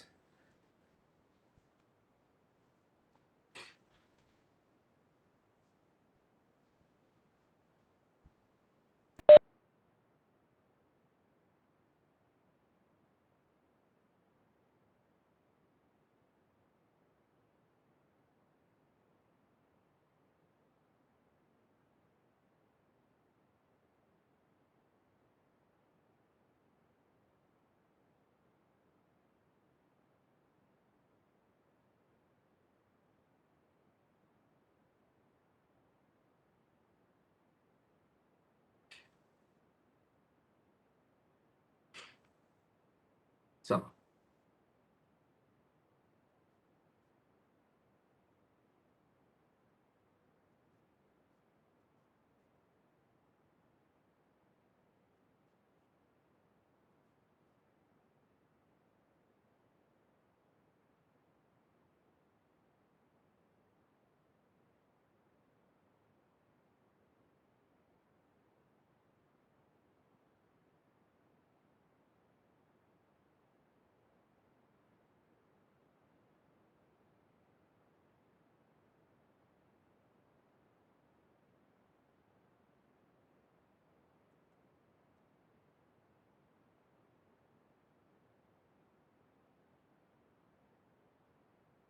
आपण पाहत होतो की प्राकृतिक महाराष्ट्र ऐकत होतो. ते फोटो शेअर केला की सर ते सिस्टीम हँग पडते. Okay sir. हा, मी हे बोलत राहतो, मी सगळं एक्सप्लेन करतो आणि मग मी त्यानंतर माझं जे बुक आहे छोटस 150 पेजेसचं, त्याचे फाईल तुम्हाला देतो, मग तुम्ही ते स्टुडंटला शेअर करा. Okay okay sir. येस, काय प्रॉब्लेम नाही. मुद्दा असा होता की प्राकृतिक महाराष्ट्र आपण पाहत होतो की लोकसंख्या याच्यावरती आपल्याला जवळपास 2 ते 3 प्रश्न येत आहेत 15 प्रश्नांपैकी. प्रशासकीय महाराष्ट्र पाहिला, महाराष्ट्राचं स्थान विस्तार, त्याच्यावरती 2 ते 3 प्रश्न येतात. आणि तिसरा मुद्दा पाहतोय की प्राकृतिक महाराष्ट्र, ज्याच्या 3 घटकामध्ये महाराष्ट्र विभागला गेलाय: कोकण, सह्याद्री आणि महाराष्ट्राचं पठार, पूर्वेकडचा महाराष्ट्र. प्राकृतिक महाराष्ट्र फार इंटरेस्टिंग आहे, त्याच्यावरती सगळा महाराष्ट्राचा जॉग्राफी अवलंबून आहे. एक मुद्दा समजला की सगळ्या प्रश्नांची उत्तरं क्षणार्धामध्ये काढता येतात. कोकण हा पश्चिमेकडचा प्रदेश आहे, तो खोलगड भागामध्ये आहे. कारण मधल्या भागामध्ये उंचवट्याचा आपल्याला माहिती आहे की टेकडीसारखा किंवा उंचवट्याचा सह्याद्री पर्वत आहे. पाऊस जो येतो तो समुद्राकडून येतो, एवढं तर खात्री आहे आपल्याला. नैऋत्य मान्सून वारे महाराष्ट्रात पाऊस घेऊन येतात. पाऊस कोकणातच फार का पडतो? कारण सह्याद्री येणारे वारे अडवतो, थंड वारे अडवतो आणि पाऊस धो आपल्याला कोकणाच्या परिसरामध्ये पडताना दिसतो. या गोष्टीवरती सगळ्या प्रश्नांची उत्तर मिळतात. पण जे ढग येताना बाष्प घेऊन येतात, पाऊस घेऊन येतात, ते सगळेच्या सगळे सह्याद्रीच्या त्या भागामध्ये मोकळे होऊन जातात. आणि मग उरलेले मोकळे ढग उरलेल्या महाराष्ट्रावरती जातात, जो पुढे पूर्व महाराष्ट्र आहे, मग पुणे जिल्हा, पुणेकडचा सगळाच पूर्णपणे महाराष्ट्राचा पठार, या भागामध्ये आपल्याला दुष्काळ पडलेला दिसतोय. हे का घडलं? हे काही कोणी देवाने केलेलं नाही किंवा इथं कोणाचा राग आहे, देवांचा दुश्मनी आहे इथल्या लोकांशी, असंही काही नाही मराठवाड्यातल्या. हे निसर्गाकडून घडलंय. म्हणजे असं म्हटलं जातं की उत्तरेकडून मुघल साम्राज्य जे होतं ते उत्तरेकडून आक्रमण ज्यावेळी महाराष्ट्राच्या दख्खनच्या भूमीवरती करायचं छत्रपतींच्या काळामध्ये, तेव्हा महाराष्ट्रातल्या जनतेचं रक्षण सुद्धा सह्याद्रीने केलं. कारण उत्तरेकडून येणाऱ्या सैन्याला सह्याद्री चढून जायला दमच राहत नव्हता, ताकद राहत नव्हती, त्राण राहत नव्हता शरीरात. आणि दुसऱ्या बाजूनं अर्धा महाराष्ट्र कोरडा ठेवण्याचं काम सुद्धा या सह्याद्रीनंच केलं. कभी खुशी कभी गम सारखं सह्याद्रीचं काम आहे. पण तो अभेद्य आहे, पश्चिमेला अभेद्य आहे, म्हणून कोकणासारख्या परिसरामध्ये आणि मावळ सारख्या परिसरामध्ये आपल्याला पाऊस पडताना दिसतोय. आणि मग याच्याच बाजूने मृदा सुद्धा महाराष्ट्राची अशीच विभागली. पूर्वेकडे दख्खनच्या परिसरामध्ये काळी मृदा पाहायला मिळते, जी लाव्हारसापासून तयार झाली, भूगर्भात झालेल्या हालचालीपासून लाव्हारस पसरला आणि काळी माती तयार झाली. तर पश्चिमेकडच्या प्रदेशात कोकणच्या भूमीमध्ये पर्जन्याचं मोठं प्रमाण आहे. पडलेल्या मातीवरती, पडलेल्या जमिनीवरती मोठ्या प्रमाणात पाऊस होतोय. लिचिंगची मोठ्या प्रमाणामध्ये प्रक्रिया होते. मातीतले सगळे महत्वाचे क्षार घटक वाहून जाऊन समुद्राला मिळत आहेत आणि जी माती राहते ती लालपट राहते, जिला जांभी मृदा म्हणतो. म्हणजे कोकणच्या परिसरात जांभी मृदा राहते. पठारावरती बेसाल्ट मुळे काळी मृदा आहे. हे दुसरं उत्तर मी तुम्हाला देतोय, जे प्राकृतिक महाराष्ट्रामुळे तयार झालं. आणि मग या लाल मृदेमध्ये ऊसाचं पीक घेता येत नाहीये. कोकणामध्ये ऊस दिसत नाही, कोकणामध्ये कापूस दिसत नाही, कोकणामध्ये कडधान्याची पिकं दिसत नाहीत, पण त्या कोकणामध्ये भात दिसतोय, आंब्याच्या बागा दिसत आहेत, सुपारीच्या बागा दिसत आहेत. असं का झालं? कारण पाऊस जास्त आहे आणि मृदा ही फळांच्या पिकांसाठी पोषक आहे. तिथलं हवामान हे सम आहे, तिथलं हवामान हे दमट पण आहे आणि म्हणून तिथं फळ पिकं घेतली जातात. तर त्या महाराष्ट्राच्या पठारावरती काळी मृदा आहे, नद्यांची खोरी आहेत, बारामाही वाहणाऱ्या नद्या आहेत, मृदेमध्ये चांगल्या प्रकारचे घटक आहेत आणि म्हणून इथं ऊसाचं पीक घेतलं जातं, इथं गव्हाचं पीक घेतलं जातंय, इथं कडधान्य घेतली जातात, इथं कापूस घेतला जातोय. तिसरा मुद्दा. चौथा मुद्दा, या तांबड्या मृदेमुळं आणि इथं होणाऱ्या मोठ्या प्रमाणातल्या पावसामुळं या कोकणात आढळणारी वने ही सदाहरित आहेत. या कोकणच्या परिसरात आढळणारी वने ही सदाहरित आहेत. इथं नागचंपा आढळते, इथं पांढरा सिडार आढळतंय, इथं फणस आढळतंय, इथं रान आंबा आढळतोय.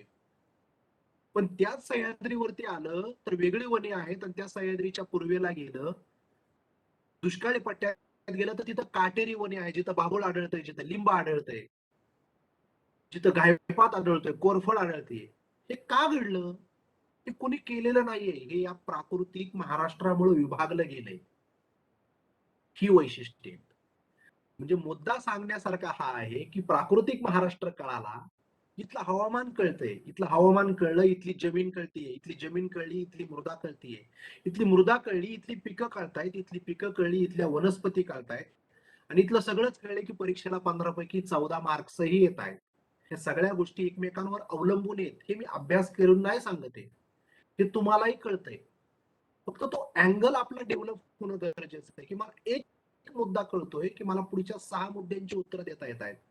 आणि हे सगळं कळलं की खनिज संपत्ती कळतीये. म्हणजे जिथं लाल माती आहे, जिथं लाल मृदा आहे, तिथं बॉक्साईट आहे, तिथं लोह खनिज आहे, कारण लोह खनिज लाल असतं. कोकणच्या पट्ट्यात लोह खनिजाचे साठे आहेत. जिथं काळी मृदा आहे त्या परिसरात आपल्याला दगडी कोळसा सापडतोय. आपल्याला कोकणच्या परिसरात दगडी कोळसा नाही सापडत. हे कसं घडलं? हे काही जादू केली नाहीये कुणी, हे प्राकृतिक भूगोलामुळे घडलं. या सगळ्या गोष्टी एकमेकांवर अवलंबून आहेत. एक मुद्दा कळला की एवढे मुद्दे आपल्याला उत्तरे मिळत आहेत. म्हणून प्राकृतिक भूगोलाचे आपल्याला 3 प्रश्न विचारले जात आहेत. त्यातला एक प्रश्न कोकणाची वैशिष्ट्ये, मग उत्तर कोकण, दक्षिण कोकण, कोकणाची लांबी रुंदी, कोकणातले जिल्हे, कोकणातली समुद्र किनारपट्टी, खलाटी आणि वालाटी. हे फार अलीकडचं आयोगाचा आवडता घटक आहे. म्हणजे एकदम समुद्राच्या लगत असलेला भाग तो खलाटी आहे. म्हणजे जिथं चौपाटी आहे, आपण समुद्राला गेल्यानंतर बीचला जे खेळतो, आनंद घेतो, ती खलाटी. आणि वलाटी ही थोडी सह्याद्रीच्या पायथ्यालगत आहे, ती वलाटी. म्हणजे जिथं लोक राहत आहेत, जिथं दगडी गोटी आहेत, जिथं घरं आहेत, ती वलाटी. एकदम समुद्राला खेटून आहे ती खलाटी. याचाही प्रश्न आपल्याला विचारला जातोय की आपली जी कोकण किनारपट्टी आहे, हिला कोकण किनारपट्टी असं म्हटलं जातं. हे सुद्धा परीक्षेला विचारले. मग कर्नाटकात गेलं तर कर्नाटकच्या किनारपट्टीला कारवार म्हटलं जातं, केरळात गेलं तर तिला मलबार म्हटलं जातं, तामिळनाडूत गेलं तर तिला कोरोमंडल म्हटलं जातं, ओरिसात गेलं तर तिला उत्कल म्हटलं जातं, आंध्र प्रदेशात सरकार म्हटलं जातं. हे प्रश्न परीक्षेला विचारले गेलेले आहे. पुढचा महत्वाचा वैशिष्ट्य कोकण किनारपट्टीचं, ते म्हणजे कोकण किनारपट्टीच्या नद्या आणि कोकण किनारपट्टीच्या खाड्या. याच्यात 3 प्रकारे प्रश्न आयोग विचारते. कशा 3 प्रकारे? एक थेटपणे प्रश्न येतो, खाडी एका बाजूला, नद्या एका बाजूला, जोड्या लावा. उत्तरेकडून दक्षिणेकडे खाड्यांचा क्रम विचारला जातो. मग उत्तरेला असणारे पार डहाणूच्या खाडीपासून तर मग तुमच्या रायगड मधल्या रोहा, राजापुरा, बानकोटच्या खाडी, या सगळ्या धरमतरच्या खाडी, पेन तालुक्यातल्या सुद्धा खाड्या या परिसरातल्या सगळ्या विचारल्या जातात.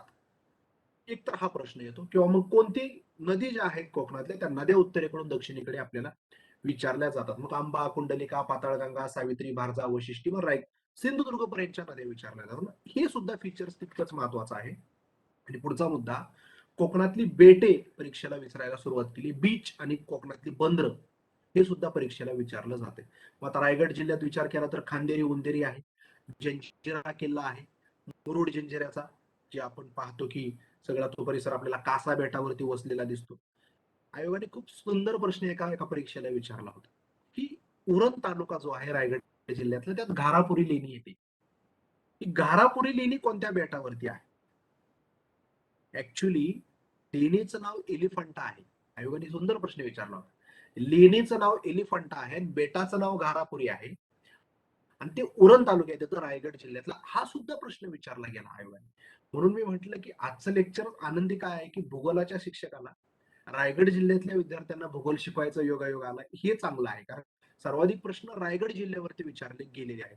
मग खांदेरी उंदेरी विचारलं जाते. खांदेरी उंदेरी, अलिबागचा किल्ला विचारला गेलाय परीक्षेला, घारापुरी बेट विचारले गेले, कासा बेट विचारले गेले, बीचेस विचारले गेले. मग बीचेस फार मांडवी, काहीम, अलिबाग, काशीद बीच, नांदगाव बीच, श्रीवर्धनचा बीच, हरिहरेश्वरचा बीच, जंजिरा, हे सगळे बीच परीक्षेला विचारून झालेत आणि भविष्यात पण हे विचारले जाणार आहेत. याचा अभ्यास काय करणार आहे आपण? काही अभ्यास करणार नाहीये. हे सरळ सरळ आपल्याला स्ट्रेट फॉरवर्ड परीक्षेला विचारलं जातंय, जे आपल्यासाठी खूप महत्वाचं आहे आणि त्याचा अभ्यास आपण करणं गरजेचं आहे. आणि चौथा मुद्दा राहतो तो कोकण किनारपट्टीतले जिल्हे आणि त्यांना लाभलेला समुद्र किनारा. सर्वाधिक समुद्र किनारा आपल्याला माहिती आहे की तो रत्नागिरी जिल्ह्याला आहे. नंतर रायगड जिल्ह्याला आहे जवळपास 122 किलोमीटरचा समुद्र किनारा. रायगड जिल्ह्याला आहे, रत्नागिरीला 237 किलोमीटरचा आहे. रायगडमध्ये मग आता आयोगाने त्याच्या पुढे जाऊन विचारले की कोणत्या जिल्ह्यांना समुद्रकिनारा आहे. तर उरणला समुद्रकिनारा आहे, तालुक्यांना अलिबागला आहे, मुरुडला आहे, पेनला समुद्रकिनारा असेल, श्रीवर्धनला असेल, तळ्याला असेल. ज्या ज्या तालुक्यांना समुद्रकिनारा आहे ते प्रश्न आयोगाने विचारायला सुरुवात केली. पुढचा बीट सह्याद्री पर्वतरांग. पश्चिमेकडचा सगळा उंचवट्याचा प्रदेश, सह्याद्री पश्चिमेला कोकण राहतो, पूर्वेला महाराष्ट्र पठार आणि मधला सह्याद्रीचा भाग पूर्णपणे विचारला जातो. मग सह्याद्रीत काय विचारलं जातं? सह्याद्रीतले घाटमाथे, घाटमाथे विचारले जातात. मग घाटमाथे कसे, कोणत्या रस्त्यावरती कोणता घाट आहे, एक तर हा प्रश्न तरी विचारला जातो. किंवा दुसरा प्रश्न विचारला जातो, घाटांची नावं उत्तरेकडून दक्षिणेकडे क्रम लावा. आयोगाला फार आवडतं उत्तरेकडून दक्षिणेकडे, दक्षिणेकडून उत्तरेकडे. आपलं सगळं कन्फ्युजन होतं. सोपं सांगेल, उत्तरेकडून दक्षिणेकडे याचं उत्तर काढण्यासाठी आपल्याला त्या प्लेसचं लोकेशन माहित असलं तर उत्तर काढता येतं, अदरवाईज नाही. घाट कोणता कुठे हे माहित पाहिजे. आता माळशेज घाट आपल्याला माहिती की ठाण्याच्या परिसरामध्ये पुणे नगर हायवेवरती, मुंबई किंवा ठाणे नगर महामार्गावरती आहे. मग खाली आलं भोर घाट आपल्याला लोणावळ्याच्या परिसरामध्ये पाहायला मिळतो. वरांदा घाट तुम्हाला सगळ्यांना परिचित आहे महाडच्या परिसरात. आणि कुंभार्ली घाट एकदम सिंधुदुर्ग रत्नागिरीच्या परिसरात चिपळूणच्या भागात आहे. या अँगलनं क्रम आपल्याला लावावा लागतो. आणि आयोगाने सगळे प्रश्न विचारून झालेले आहेत. रिपीट होत आहेत प्रश्न, का होते? त्यांना पण लिमिटेशन आहे. प्रश्न तरी कुठून आणणार एवढे की संपून गेले प्रश्न. मग तेच घाट परीक्षेला विचारतायत. मग पार घाट विचारला जातोय, रणतुंडी घाट ज्याला आपण आंबेनळी घाट म्हणतो, महाड पुणे, महाड महाबळेश्वर मार्गावरती आहे. वेगवेगळे घाट विचारले जातात. या सह्याद्रीतले शिखरे विचारले जातात. मग कळसुबाई पासून तर छोट्यातल्या छोट्या शिखरापर्यंतची उंची विचारली जाते. कधी कधी ती जोड्या लावायला येते, किंवा उंचीच्या उतरत्या क्रमाने, उंचीच्या चढत्या क्रमाने हे सुद्धा विचारलं जातं, किंवा कोणतं शिखर कोणत्या जिल्ह्यात आहे हे सुद्धा विचारलं जात आहे. मग कळसुबाई सगळ्यांना माहित असतं, ते सोडून सगळं विचारतात परीक्षेला. मग 2 नंबरला साल्हेर आहे, 1567च्या आसपास त्याची उंची आहे नाशिक जिल्ह्यात. महाबळेश्वर असेल, तारामती असेल, हरिश्चंद्रगड, वेगवेगळे शिखर परीक्षेला विचारले जातात. महाराष्ट्रातले काही उंच शिखर याच्यापेक्षा आहेत ते विचारले जातात. मग गवळदेव असेल, घनचक्कर असेल, हे देखील परीक्षेला आपल्याला अलीकडच्या काळामध्ये विचारलं जातं. आणि तिसरा मुद्दा, सह्याद्रीमध्ये आपल्याला थंड हवेची ठिकाणं खूप आहेत. सोपं सोपं येतं परीक्षेला कधी कधी. रायगड जिल्ह्यातलं थंड हवेचं ठिकाण तुम्हाला सगळ्यांना परिचित आहे कदाचित. रायगड जिल्ह्यातलं थंड हवेचं ठिकाण कोणतं माहिती आहे आपल्याला सगळ्यांना? माथेरान हे रायगड जिल्ह्यातलं थंड हवेचं ठिकाण. पुणे जिल्ह्यातली थंड हवेची ठिकाणी येतात, महाबळेश्वर थंड हवेच्या ठिकाणी येतात.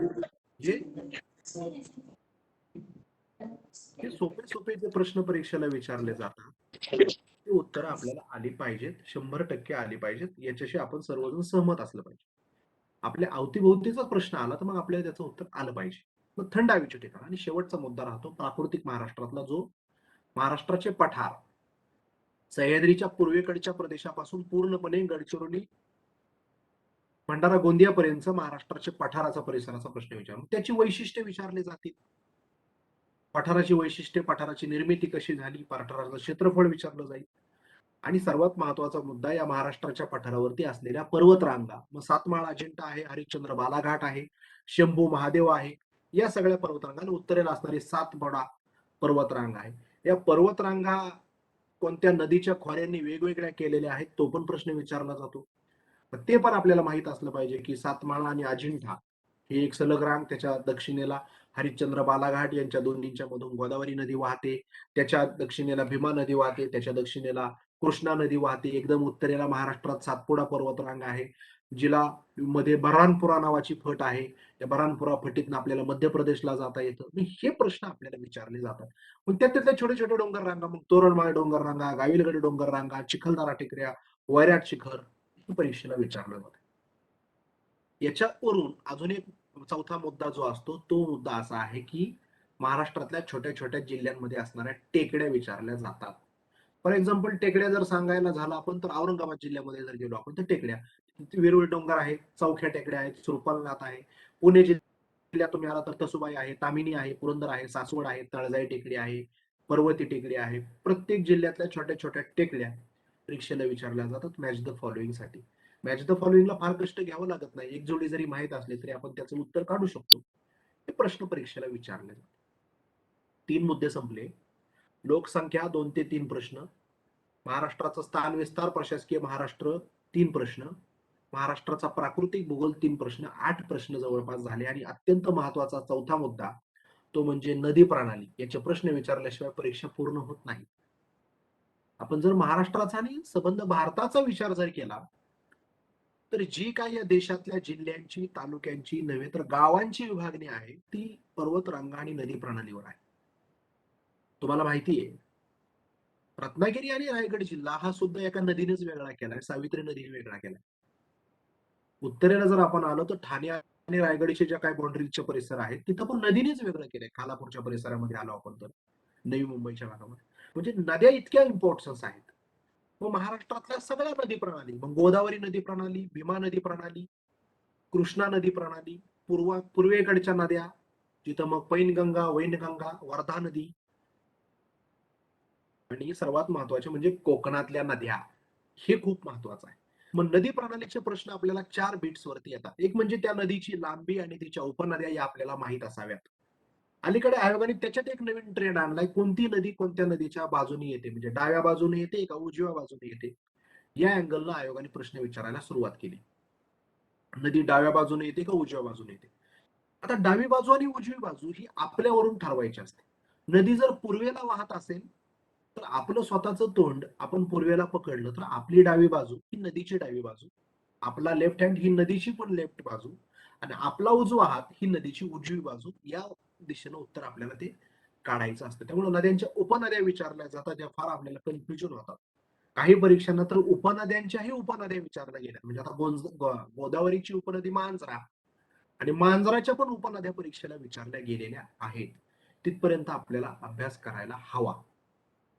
भीमा नदीचा विचार केला, भीमा नदीच्या खोऱ्यात येणारा संपूर्ण प्रदेश, कोणकोणते जिल्हे भीमा नदीत येतात, या नद्यांचे त्या कोणत्या जिल्ह्यात जातात, किती लांबी, तिला कोणत्या ठिकाणी कोणती नदी येऊन मिळते, तिच्या उपनद्या, आणि सर्वात महत्वाचा त्या नद्यांवरती असणारी धरणे. शहरांचा प्रश्न एमपीएससी फार कमी येतो, पण नद्यांवरती असणारे डॅम किंवा नद्यांवरती असणारे जलविद्युत प्रकल्प हे खूप इम्पॉर्टन्स आहेत, ते देखील परीक्षेला आपल्याला विचारले जातात. मग ह्या सगळ्या नद्या आपल्यासाठी महत्वाच्या आहेत. नदी प्रणाली आपल्यासाठी तितकाच महत्वाचा बेट्स आहे. मग कोकणातल्या नद्यांवरती आपण जर आलो, पुन्हा तोच मुद्दा, या सगळ्या नदी प्रणालींमध्ये कोकणाच्या नद्या आणि पश्चिम वाहिनी नद्या आणि पूर्व वाहिनी नद्या. आता पूर्व वाहिनी नद्या म्हणजे ज्या पूर्वेला वाहतात, ज्यांचा उगम सह्याद्री पर्वतात होतो. मग गोदावरी नदी पूर्वेला वाहते, भीमा नदी पूर्वेला वाहते, कृष्णा नदी पूर्वेला वाहते. पश्चिमेला वाहणाऱ्या नद्या कोणत्या, तापी नदी पश्चिमेला वाहते, बरोबर, नर्मदा नदी पश्चिमेला वाहते, आणि कोकणातल्या सगळ्याच नद्या पश्चिमेला वाहतात. याच्यावरती एक कंपॅरिझन केलं जातं की कोकणातल्या नद्या आणि घाटमाथ्यावरच्या नद्या यांच्यामध्ये काय फरक आहे. कोकणातल्या नद्या फार शीघ्रप्रवाही असतात. कशा शीघ्रप्रवाही असतात, त्या फार स्पीडमध्ये वाहतात, का सगळा उतारच आहे त्यांना, समुद्राच्या दिशेने अत्यंत जोरात जातात. त्या नद्यांची लांबी पण कमी. कोकणातल्या नद्या किती किलोमीटरच्या लांब असतात, 50, 60, 100, याच्यावरती लांबी नाहीये कोकणातल्या नद्यांची. कोकणातल्या नद्या आपल्या मुखाशी खड्या तयार करतायत, पठारावरच्या नद्या आपल्या मुखाशी आपण पाहिलं तर मोठे त्रिभुज प्रदेश तयार करतायत. आणि कोकणातल्या नद्या एकमेकांना सगळ्या पॅरल वाहत आहेत, समांतर वाहत आहेत, एकमेकांना समांतर आहेत. पठारावरच्या नद्या तशा नाहीत, ते एकमेकांना झिगझॅग किंवा जलप्रणाली त्यांची वृक्षाकार आहेत, ट्री डायग्राम साठी त्या वाहत आहेत. कोकणातल्या नद्यांची लांबी कमी आणि त्या पश्चिम वाहिनी आहेत. आणि सर्वात महत्वाचा मुद्दा, कोकणातल्या नद्या या वृद्ध होत नाहीयेत, त्या वयस्कर नाहीयेत. कोकणातल्या नद्या या युवा आहेत, युथ सारख्या आहेत. का? अंतरच फार कमी आणि इतक्या स्पीड मध्ये जातात, ते अतिशय वेगाने वाहून समुद्रात एकदम जोरात गेल्यामुळे समुद्राचं पाणी नदीत जातं. आणि समुद्राचं पाणी नदीच्या मुखात जिथपर्यंत जातं तिथपर्यंतचा प्रदेश म्हणजे त्या नदीची खाडी तयार होती. तो बाणकोटची खाडी आपल्याला माहिती आहे. आता त्या सगळ्या परिसरामध्ये मी फार फिरलेलो आहे सहलीच्या निमित्ताने किंवा फिरण्याच्या निमित्ताने. त्यामुळे तो बाणकोटची खाडीचा परिसर विचारला, मग ही बाणकोटची खाडीच रत्नागिरी आणि रायगडची सीमा तयार करते. हेच परीक्षेला आपल्याला विचारलं जाते. अनेक वेळा हा प्रश्न परीक्षेला विचारला जातो. मग कोकणातल्या नद्यांचे फार रंजक प्रश्न विचारले जातात. मग कोकणातल्या नद्या, त्यांच्यावरती असणारी छोटी छोटी शहरं. आता पोलादपूर शहर आपल्याला माहिती आहे की सावित्री नदीच्या काठावरती वसलेलं आहे. कर्जत शहर आपल्याला माहिती आहे उल्हास नदीच्या काठावरती वसलेलं आहे. हे छोटे छोटे प्रश्न आहेत. खालापूर शहर आता अत्यंत जवळच आहे, आपल्या पाताळगंगा नदीच्या काठावरती वसलेलं आहे. हे छोटे छोटे प्रश्न. रोहा शहर कुंडलिका नदीच्या काठावरती वसलेले. हे छोटे छोटे प्रश्न परीक्षेला आपल्याला विचारले जात आहेत आणि विचारले गेलेत. एक कन्फ्युजन मी तुमचं इथं दूर करतो, ते असं की कोकणातली सर्वात लांब नदी कोणती? कोकणातली सर्वात लांब नदी कोणती, असा प्रश्न आपल्याला परीक्षेला विचारला जातो. अनेक वेळा प्रश्नाचं उत्तर आपण त्याचं उल्हास असं लिहितो. आणि कोकणातली सर्वात लांब नदी ही वैतरणा आहे, हे इथं मला तुम्हाला सांगायचं. वैतरणा का?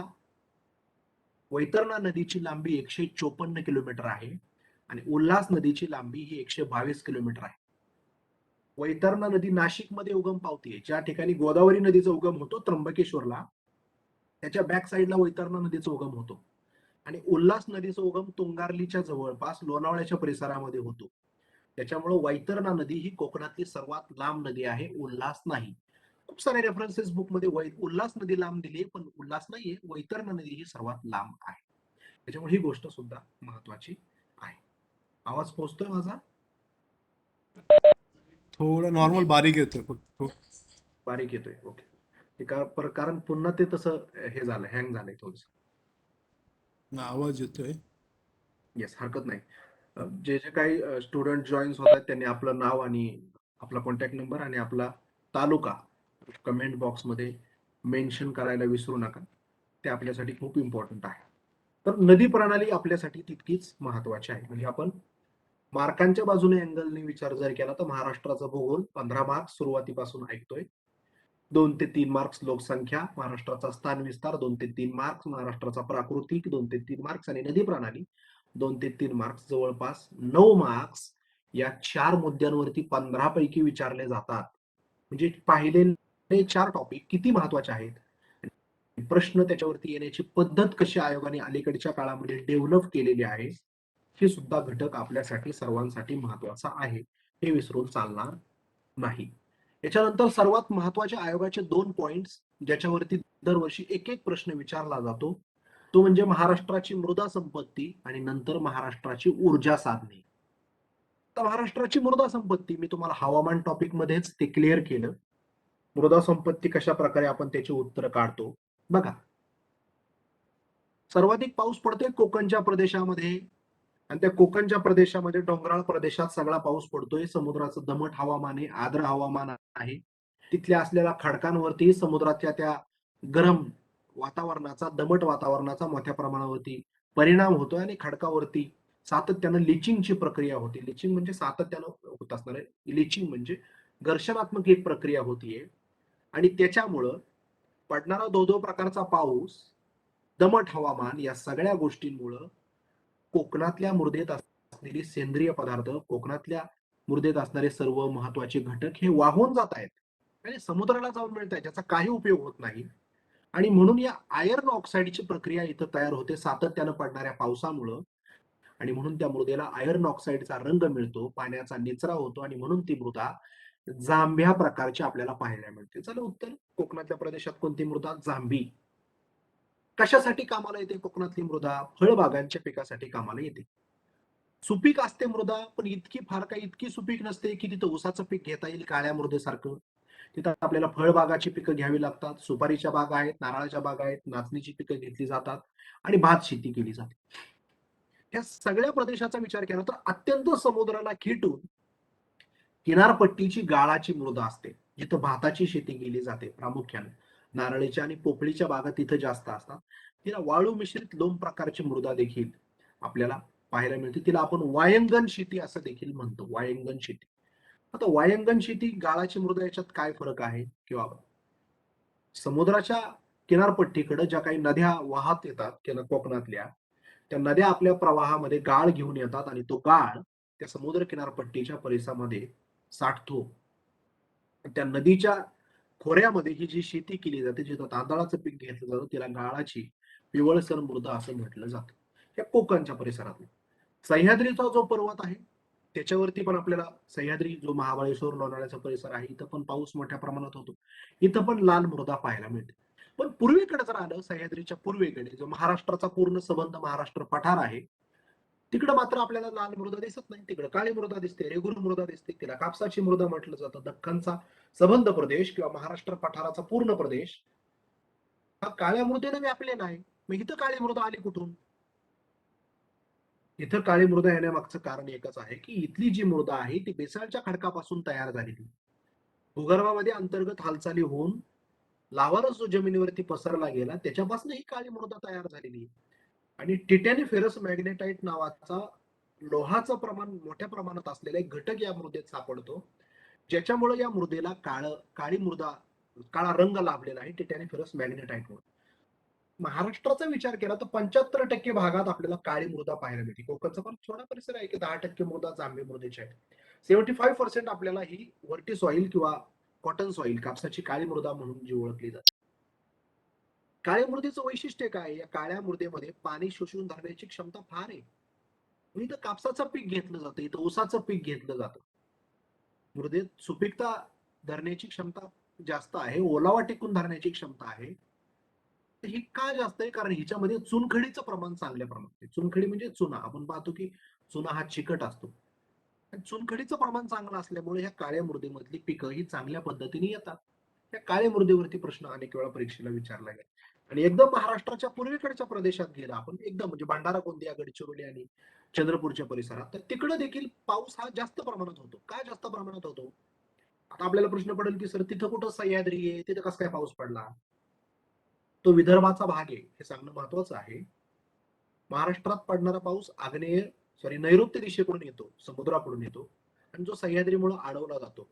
मान्सूनचं आगमन नैऋत्य दिशेकडून होतं. सह्याद्रीमुळे अडवल्यामुळे कोकणच्या परिसरात मोठ्या प्रमाणात पाऊस पडतो, पण त्याच्या पूर्वेकडचा प्रदेश हा पर्जन्य छायेचा आहे. पश्चिम महाराष्ट्र प्रामुख्याने मराठवाडा. पण मग विदर्भात पाऊस कसा पडला? विदर्भात पडणारा पाऊस हा परतीचा पाऊस आहे. बंगालच्या उपसागरात कमी दाबाचे पट्टे निर्माण झाल्यानंतर ईशान्येकडून नैऋत्येकडे समुद्राकडे पाऊस पुन्हा जेव्हा परतीचा होत असतो सप्टेंबर ऑक्टोबरच्या आसपास, तो विदर्भाच्या परिसरामध्ये मोठ्या प्रमाणात पाऊस पडतो. आणि म्हणून तिथं पण पावसाचं प्रमाण जास्त असल्यानं तिथं पण देखील जांभी सारखेच असणारी थोडीफार एक मृदा दिसते. तिचं नाव तांबडी आणि पिवळसर मृदा आहे. ती जांभी नाहीये, पण तांबडी आणि पिवळसर आहे. आणि जी महाराष्ट्राच्या पूर्वेकडच्या परिसरात, विदर्भाच्या पूर्व भागात, वर्धा वैनगंगेच्या खोऱ्यात, भंडारा गोंदियाच्या परिसरात ही मृदा पाहायला मिळते. आणि या मृदेत देखील मोठ्या प्रमाणामध्ये भाताचं पीक घेतलं जातं. म्हणजे कोकणवासियांना मला हे सांगणं आहे की भाताचं पीक फक्त कोकणातच नाही होत, तर भंडारा गोंदियाच्या परिसरात, चंद्रपूरच्या परिसरात देखील भाताचं पीक घेतलं जातं. का घेतलं जातं? तिथं देखील पाऊस पडतोय. का पडतोय? परतीचा पाऊस हा विदर्भात जास्त प्रमाणात पाऊस टाकतोय म्हणून. आलं लक्षात? आणि मग या पडणाऱ्या पावसामुळं मृदा तयार होतीये, हवामानामुळे मृदा तयार होतीये. आणि मग मृदेवर परिणाम करणारा महत्वाचा घटक आहे. मृदेवर सर्वात प्रभाव कोणत्या घटकाचा असेल तर तो हवामानाचा आहे. जवळपास 5 मुद्दे सांगता येतील की ज्याच्यापासून मृदा तयार होते. एक म्हणजे हवामान, वनस्पती, खडकाचा प्रकार, त्याच्यानंतर भूपृष्ठ, जमीन कशी आहे, आणि काळ, वेळ, टाइम. या 5 मुद्द्यांवरती मृदेवरती इम्पॅक्ट होतो. हवामानाचा परिणाम होतोय. दमट हवामाने पाऊस जास्त प्रमाणात पडतोय, जांभी मृदा आहे. वनस्पती त्या भागातल्या आहेत त्याच्यामुळे परिणाम होतोय. वनस्पतीचे काही घटक गाडले जातात जमिनीत आणि सेंद्रिय पदार्थ तयार होत आहेत, म्हणून काळी मृदा महत्वाची. खडकाचा प्रकार माहिती आहे आपल्याला की खडक कोकणच्या परिसरातला वेगळा आहे, पश्चिम महाराष्ट्रातला खडक वेगळा आहे, महाराष्ट्राच्या पठारावरचा बेसाळचा खडक आहे. भूपृष्ठ कशा प्रकारचं आहे, पठाराचं भूपृष्ठ वेगळं आहे, कोकणचं भूपृष्ठ खोलगट प्रदेश आहे आणि वेळ तर या सगळ्या गोष्टीला 800-900 वर्षापूर्वीची ही प्रक्रिया आहे. मृदा काही एका दिवसात तयार होत नाही. त्याच्यामुळे हे घटक महत्वाचे आहेत आणि याच्यावरून आपण ठरवू शकतो की कोणत्या मृदेमध्ये कोणतं पीक घेतलं जातं. त्याच्यावरून आपल्याला कळतं की महाराष्ट्रात कोणत्या भागामध्ये कोणतं पीक घेतलं जातं. मृदेतले महत्वाचे घटक आहेत की खनिज द्रव्य जर पाहिले आपण तर मृदेमध्ये 45% खनिज द्रव्य आहे. वायू हा घटक हवा 25% मृदेमध्ये आपल्याला पाहायला मिळतो. पाण्याचं प्रमाण मातीमध्ये 25% आहे. पाणी 25% आहे म्हणून तर आपल्याला पिकांना पाणी द्यावं लागतं. पाणी जास्त असतं तर मग पाणी देतच नसतं. आणि सेंद्रिय पदार्थ मृदेमध्ये 5% आहेत म्हणून तर आपण मोठ्या प्रमाणामध्ये काय म्हणता येईल कृत्रिम प्रकारची जी खतं आहेत आपण युरिया वगैरे टाकतो कारण सेंद्रिय द्रव्याचं प्रमाण मृदेमध्ये कमी आहे. खनिज द्रव्य मोठ्या प्रमाणात आहेत. आपण पाहतो खनिज संपत्ती फार आपल्याला जमिनीतून भूगर्भातून मिळत असते. हे सगळे मृदेचे घटक महत्वाचे आहेत आणि दरवर्षी मृदेवरती देखील एक प्रश्न हमखास विचारला जातोय, परीक्षेला विचारलाच जातो. या मृदेनंतर आयोगाचा दुसरा प्रश्न विचारण्याचा मोस्ट फेवरेबल जर कोणता एक ग्रुप असेल, गट असेल तर ते महाराष्ट्राची ऊर्जा संपत्ती आणि महाराष्ट्राची खनिज संपत्तीवरती आयोग प्रश्न विचारतो. खनिज संपत्तीचं उत्तर काढणं फार सोपं आहे. त्याचा एरिया फार सोपा आहे. तुम्हाला मी एक छोटीशी गोष्ट सांगतो. जेवढा महाराष्ट्र दिसतोय ट्रायंगलच्या आकाराचा त्रिकोणाकृती त्या महाराष्ट्राच्या 2च भागामध्ये खनिज संपत्ती मिळते. एक म्हणजे महाराष्ट्राचा दक्षिण महाराष्ट्र, कोकण आणि दक्षिण महाराष्ट्र. त्यातले जिल्हे सांगतो. सिंधुदुर्ग, रत्नागिरी, रायगड, ठाणे, पालघर आणि कोल्हापूर. परत एकदा सांगतो. सिंधुदुर्ग, रत्नागिरी, रायगड, ठाणे, पालघर आणि कोल्हापूर. दक्षिण महाराष्ट्र. आणि थेट खनिज संपत्ती सापडते ती पूर्व विदर्भात. चंद्रपूर, गडचिरोली, भंडारा, गोंदिया, नागपूर, यवतमाळ. मधला जो महाराष्ट्र आहे तिथं कुठेही खनिज संपत्ती सापडत नाही. तुम्हाला कधीही परीक्षेला कोणत्याही खनिज संपत्ती खालीलपैकी कोणत्या जिल्ह्यात सापडते असा प्रश्न आला तर त्याच्यातले जिल्हे जर माहित नाही तर निवडायचे कोणते तर हे एक तर या कोपऱ्यातले निवडायचे एक तर त्या कोपऱ्यातले निवडायचे. मधी काही सापडत नाही. म्हणजे आपल्याला माहितच असं उत्तर असं काही नाही. मधी मोकळच आहे. मधी कोणत्याही प्रकारचं खनिज 1% सुद्धा सापडत नाही. काही काही छोटे छोटे सापडतात पण ते आम्हालाही माहित नाही. आता मी पुणे जिल्ह्यात आहे. असं म्हटलं जातं की ऍस्बेस्टॉस नावाचं खनिज आहे ते पुणे जिल्ह्यात सापडतं पण ते कुठं सापडतं हे आम्हालाही माहित नाही. मलाही नाही माहित कुठं सापडतं म्हणतात. पण प्रामुख्यानं महाराष्ट्राची मुख्य खनिज क्षेत्रे कुठे आहेत तर पूर्व विदर्भ, चंद्रपूर, भंडारा, गोंदिया, नागपूर आणि यवतमाळचा परिसर आणि थेट दक्षिण महाराष्ट्र, रत्नागिरी, सिंधुदुर्ग, स्पेसिफिक रायगड जिल्हा आणि कोल्हापूर जिल्हा या जिल्ह्यांमध्ये खनिज संपत्ती आपल्याला मुबलक प्रमाणामध्ये जास्त प्रमाणामध्ये सापडते. याच्या व्यतिरिक्त मध्य महाराष्ट्र किंवा या सगळ्या मधल्या परिसरात कुठेही आपल्याला खनिज संपत्ती सापडत नाही. आता मग उत्तर कशी काढणार किंवा काय येतं परीक्षेला? लोह खनिज. लोह लाल रंगाचं लोह खनिज असतं. कुठं सापडणार आहे? लाल मातीत. कुठं आहे लाल माती? कोकणात. झालं उत्तर. लोह खनिजाच्या साठी कुठे आहेत? हे त्याचं उत्तर आहे. गडचिरोली, सिंधुदुर्ग, रत्नागिरी आणि भंडारा गोंदियाचा परिसर. का? तिकडे पण लय पाऊस पडतो, इकडे पण लय पाऊस पडतो. इकडे लय म्हणजे जास्त, इकडे पण जास्त पाऊस आहे, तिकडे जास्त पाऊस आहे. दोन्हीकडे जास्त पाऊस आहे म्हणून पावसात मृदेमध्ये लिचिंगची प्रक्रिया होते. सगळे द्रव्य वाहून जातात. आयर्न ऑक्साईडमुळे लाल रंग मिळतोय. लाल रंगामुळे खनिज संपत्ती. कोणतं खनिज? तर लोह खनिज. हे झालं आन्सर त्याचं. मृदेवरून उत्तर काढते. आणि दुसरा मुद्दा जिथं लोह खनिज तिथं बॉक्साईटचे साठे मिळतात. मग बॉक्साईट कुठे मिळणार? इथंच मिळणार आहे. कुठे मिळणार? रत्नागिरी, सिंधुदुर्ग, कोल्हापूर या परिसरामध्ये बॉक्साईटचे साठे आहेत. हे काय आलं? हे कसं आलं उत्तर? हे पाठांतर नाहीये किंवा हे डेव्हलप झालंय. कसं डेव्हलप झालंय? मृदा कळाली. मृदेच्या अगोदर हवामान कळालं. हवामानच्या अगोदर प्राकृतिक कळाला. हे सगळं कळाल्यामुळे आपोआप खनिज संपत्तीची उत्तरे यायला लागली. याच्यातून तुम्हाला लोहखनिज किती प्रमाणात सापडते हे नाही कळणार. ते तुम्हाला वाचावं लागेल, पाठ करावं लागेल. पण संकल्पना तर कळाली. म्हणजे जे काय म्हटलं जातं की तुमची कॉन्सेप्ट क्लिअर असावी जेणेकरून आपल्याला काही उत्तर काढताच येतात. तर ते ह्या अँगलनं काढता येतात.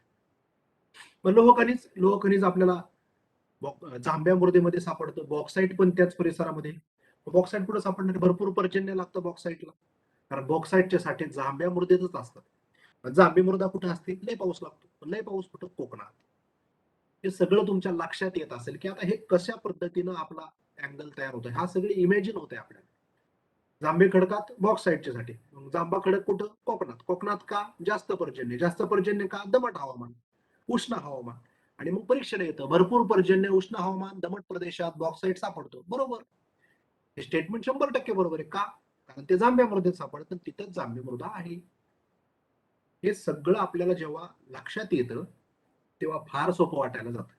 आणि मग बॉक्साईटचा वापर कशासाठी होतो? ॲल्युमिनियमसाठी होतो. ॲल्युमिनियम तयार करण्यासाठी बॉक्साईट वापरतात किंवा सिमेंटच्या कारखान्यात बॉक्साईट वापरतात. लोह पोलाद तयार करण्यासाठी बॉक्साईट वापरतात. आता बॉक्साईट जर रत्नागिरी, सिंधुदुर्ग आणि कोल्हापूरच्या परिसरात सापडते, तर ॲल्युमिनियम तयार करणारे किंवा सिमेंटचे कारखाने, पोलाद तयार करण्याचे कारखाने नागपूरला टाकून उपयोग नाही. एवढा मोठा प्रवास खर्च शासनाला परवडणार नाही. मग ॲल्युमिनियमचे कारखाने कुठं? कर्नाटकात, जवळ आहे. गाडीत घालायचं बॉक्साईट, घेऊन जायचं तिथं, त्याच्यावर प्रोसेस करून ॲल्युमिनियम तयार करायचे किंवा पोलाद तयार करायचे किंवा सिमेंट तयार करायचं. म्हणजे इंडस्ट्री त्या भागात डेव्हलप झाली, सिमेंटचे कारखाने त्या भागात झाले. का? बॉक्साईट जवळ मिळते. स्थानिक पातळीवरती जर ते खनिज उपलब्ध आहे तर त्याचे कारखाने 1000 किलोमीटरवर टाकून चालणार नाही. मग हे सगळे उत्तर आपल्याला आपोआप मिळत जातात. येते लक्षात. म्हणून लोह खनिज आणि बॉक्साईट याचे उत्तर आपल्याला स्पेसिफिक. त्यामुळे खनिज संपत्तीवरती प्रश्न आयोग दरवर्षी एक विचारते. पुढची चुनखडी. चुनखडीच्या सर्वाधिक साठे आपल्याला यवतमाळच्या परिसरामध्ये पाहायला मिळतात. चुनखडीचं उत्तर येईल. क्रोमाइट, धातू उद्योग किंवा किमती जे खडे असतात, सोन्याच्या दुकानामध्ये क्रोमाइटचा वापर प्रामुख्याने केला जातो. आणि सर्वात महत्वाचं महाराष्ट्रात सापडणारं खनिज म्हणजे दगडी कोळसा. आता दगडी कोळसा, कार्बनचं प्रमाण किती आहे त्याच्यावरून दगडी कोळशाचे 5 प्रकार पुन्हा पडतात. अँथ्रासाइट असेल, ब्युटोमिनस असेल, लिग्नाइट, पीट आणि कॅनल. कशासाठी वापरला जातो दगडी कोळसा? दगडी कोळशापासून औष्णिक विद्युत प्रकल्प उभारले जातात. लाईट तयार करण्यासाठी कोळसा जाळला जातो, जे काही ज्वाला तयार होते ती वाफ पकडून त्याच्यापासून लाईट तयार केली जाते. इथं आपल्याला औष्णिक विद्युत केंद्र आहेत. मग दगडी कोळसा महाराष्ट्रात, तर आता तुम्ही कोकणाच्या परिसरातले सगळे जण आहात, तुमच्या भागात तर कुठेही दगडी कोळसा मिळत नाही. दगडी कोळसा पूर्वेकडे आहे. पूर्वेकडे कुठे आहे? वर्धा नदीच्या खोऱ्यात. मग आता वर्धा नदी कुठे? चंद्रपूर, भंडारा, गोंदिया, यवतमाळच्या या परिसरामध्ये आपल्याला, नागपूरच्या परिसरात दगडी कोळसा मिळतो. मग आता दगडी कोळसा जर पूर्वेला आहे तर औष्णिक विद्युत प्रकल्प कोकणात टाकून उपयोग नाही. औष्णिक विद्युत प्रकल्प तिकडेच आहेत. सर्वाधिक औष्णिक विद्युत प्रकल्प नागपूर, चंद्रपूर याच भागात आहेत. का तिथे आहेत? त्याचं कारणही तेच आहे ना. कारण स्थानिक लेवलला दगडी कोळसा उपलब्ध होतोय, पटकन उपलब्ध होतोय, पटकन फॅक्टरीत घेऊन जाता येतोय आणि घेऊन जाऊन आपल्याला लाईट तयार करता येते. म्हणून मग प्रश्न परीक्षेला असेच विचारले जात आहेत की दगडी कोळशाचे औष्णिक विद्युत प्रकल्प पूर्वेकडे जास्त आहेत. का जास्त आहेत? स्थानिक लेवलला उपलब्ध होणारा दगडी कोळसा. दगडी कोळसा सापडतो चंद्रपूरला आणि औष्णिक विद्युत प्रकल्प मुंबईला. याचा उपयोग नाही. 1000 किलोमीटर प्रवास करून दगडी कोळसा घेऊन यायचं कशासाठी? या सगळ्या गोष्टींची उत्तर आपल्याला तिथंच मिळेल. औष्णिक विद्युत प्रकल्पाचे प्रश्न आपल्याला जास्त करून विचारले जातात. मग औष्णिक विद्युत प्रकल्पात मग आपल्याला कधी कधी औष्णिक विद्युत प्रकल्प विचारला जातात आणि जिल्हा आणि त्याचं लोकेशन विचारलं जातं. मग कोराडी औष्णिक विद्युत प्रकल्प, जिल्हा Nagpur. Match the following. Khaparkheda Nagpur, Durgapur Chandrapur, Chola Thane, Ballarpur Chandrapur, Paras Akola, Fekari Jalgaon. तुम्ही बघा सगळी नावं ही पूर्वेकडची आहेत. का? कुठेही सिंधुदुर्ग, रायगड, रत्नागिरीचं नाव नाही. एक फक्त तुमच्याकडे औष्णिक विद्युत प्रकल्प आहे, तो उरणला.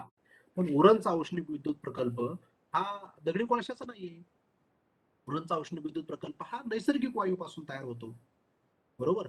खनिज ते नैसर्गिक वायू जो समुद्रात मिळतोय त्याच्यापासून तिथं औष्णिक विद्युत लाईट तयार होत असते. तिथं दगडी कोळसा वापरला जात नाही. हे प्रश्न विचारले जात आहेत. मग तुर्भे, परळी वैजनाथ, बीडचा असेल, एकलहरी, हे सगळे प्रकल्प आपल्याला जोड्या लावायला विचारले जात आहेत. अजून ऊर्जा निर्मितीमध्ये आपल्याला प्रश्न येतो तो म्हणजे खनिज तेल आणि नैसर्गिक वायू. बॉम्बे हा आपल्याला सगळ्यांना माहिती आहे. समुद्रामध्ये एक विहीर खोदली गेली 3 फेब्रुवारी 1974 ला. आयोगाने तारीख सुद्धा परीक्षेला विचारली. 3 फेब्रुवारी 1994 ला. एवढ्या नाही थांबलं तर समुद्रात मुंबईपासून पश्चिमेला किती किलोमीटर अंतरावर विहीर खोदली? तर 176 किलोमीटर अंतरावरती ती विहीर खोदली. तिला नाव दिलं बॉम्बे हाय. त्या विहिरीला नाव दिलं सागर सम्राट. आता सागर सम्राट का दिलं? तर ते जे जहाज नेलं होतं खोदायला, ते जपानी जहाज होतं आणि त्या जहाजाचं नाव सागर सम्राट होतं, म्हणून त्या जहाजाच्या नावावरून विहिरीला नाव दिलं सागर सम्राट. आणि मग तिथून ती सगळं खनिज तेल काढलं जातं. त्याच्यापासून जवळपास म्हणजे सगळ्या गोष्टी तयार होतात, खनिज तेल तयार होतं. याचा प्रश्न आयोगाने विचारला. अणुऊर्जा प्रकल्प आपल्याला माहिती आहे की uranium, thorium, bohrium, lithium, platinum हे सगळे घटक वापरून अणुऊर्जा तयार केली जाते. मग तारापूरला पालघर जिल्ह्यामध्ये मोठा अणुऊर्जा प्रकल्प आहे 1969 ला.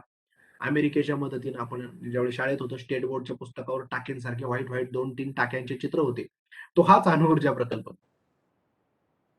ते तारापूरच्या परिसरामध्ये हे सगळं आपल्याला उभारलेलं दिसतं. मग तुर्भे जे आहे आपलं मुंबईच्या आसपास, तुर्भे बाबा ॲटॉमिक रिसर्च सेंटर, तिथं काही अणुभट्ट्या आहेत. मग त्या अणुभट्ट्यांचा प्रश्न एकदा आयोगाने विचारलाय. मग तिथं सर्वात पहिल्यांदा स्थापन झालेली अणुभट्टी अप्सरा अणुभट्टी. जी ब्रिटनच्या मदतीनं आली, त्यानंतर सायरस अणुभट्टी कॅनडाच्या मदतीनं आली, नंतर झर्लिना अणुभट्टी जी भारतानं स्वदेशी बनावटीची पहिली अणुभट्टी आहे, नंतर पौर्णिमा 1, पौर्णिमा 2 आणि ध्रुव अशा 6 अणुभट्ट्या तुर्भ्याला आहेत भाभा या ठिकाणी.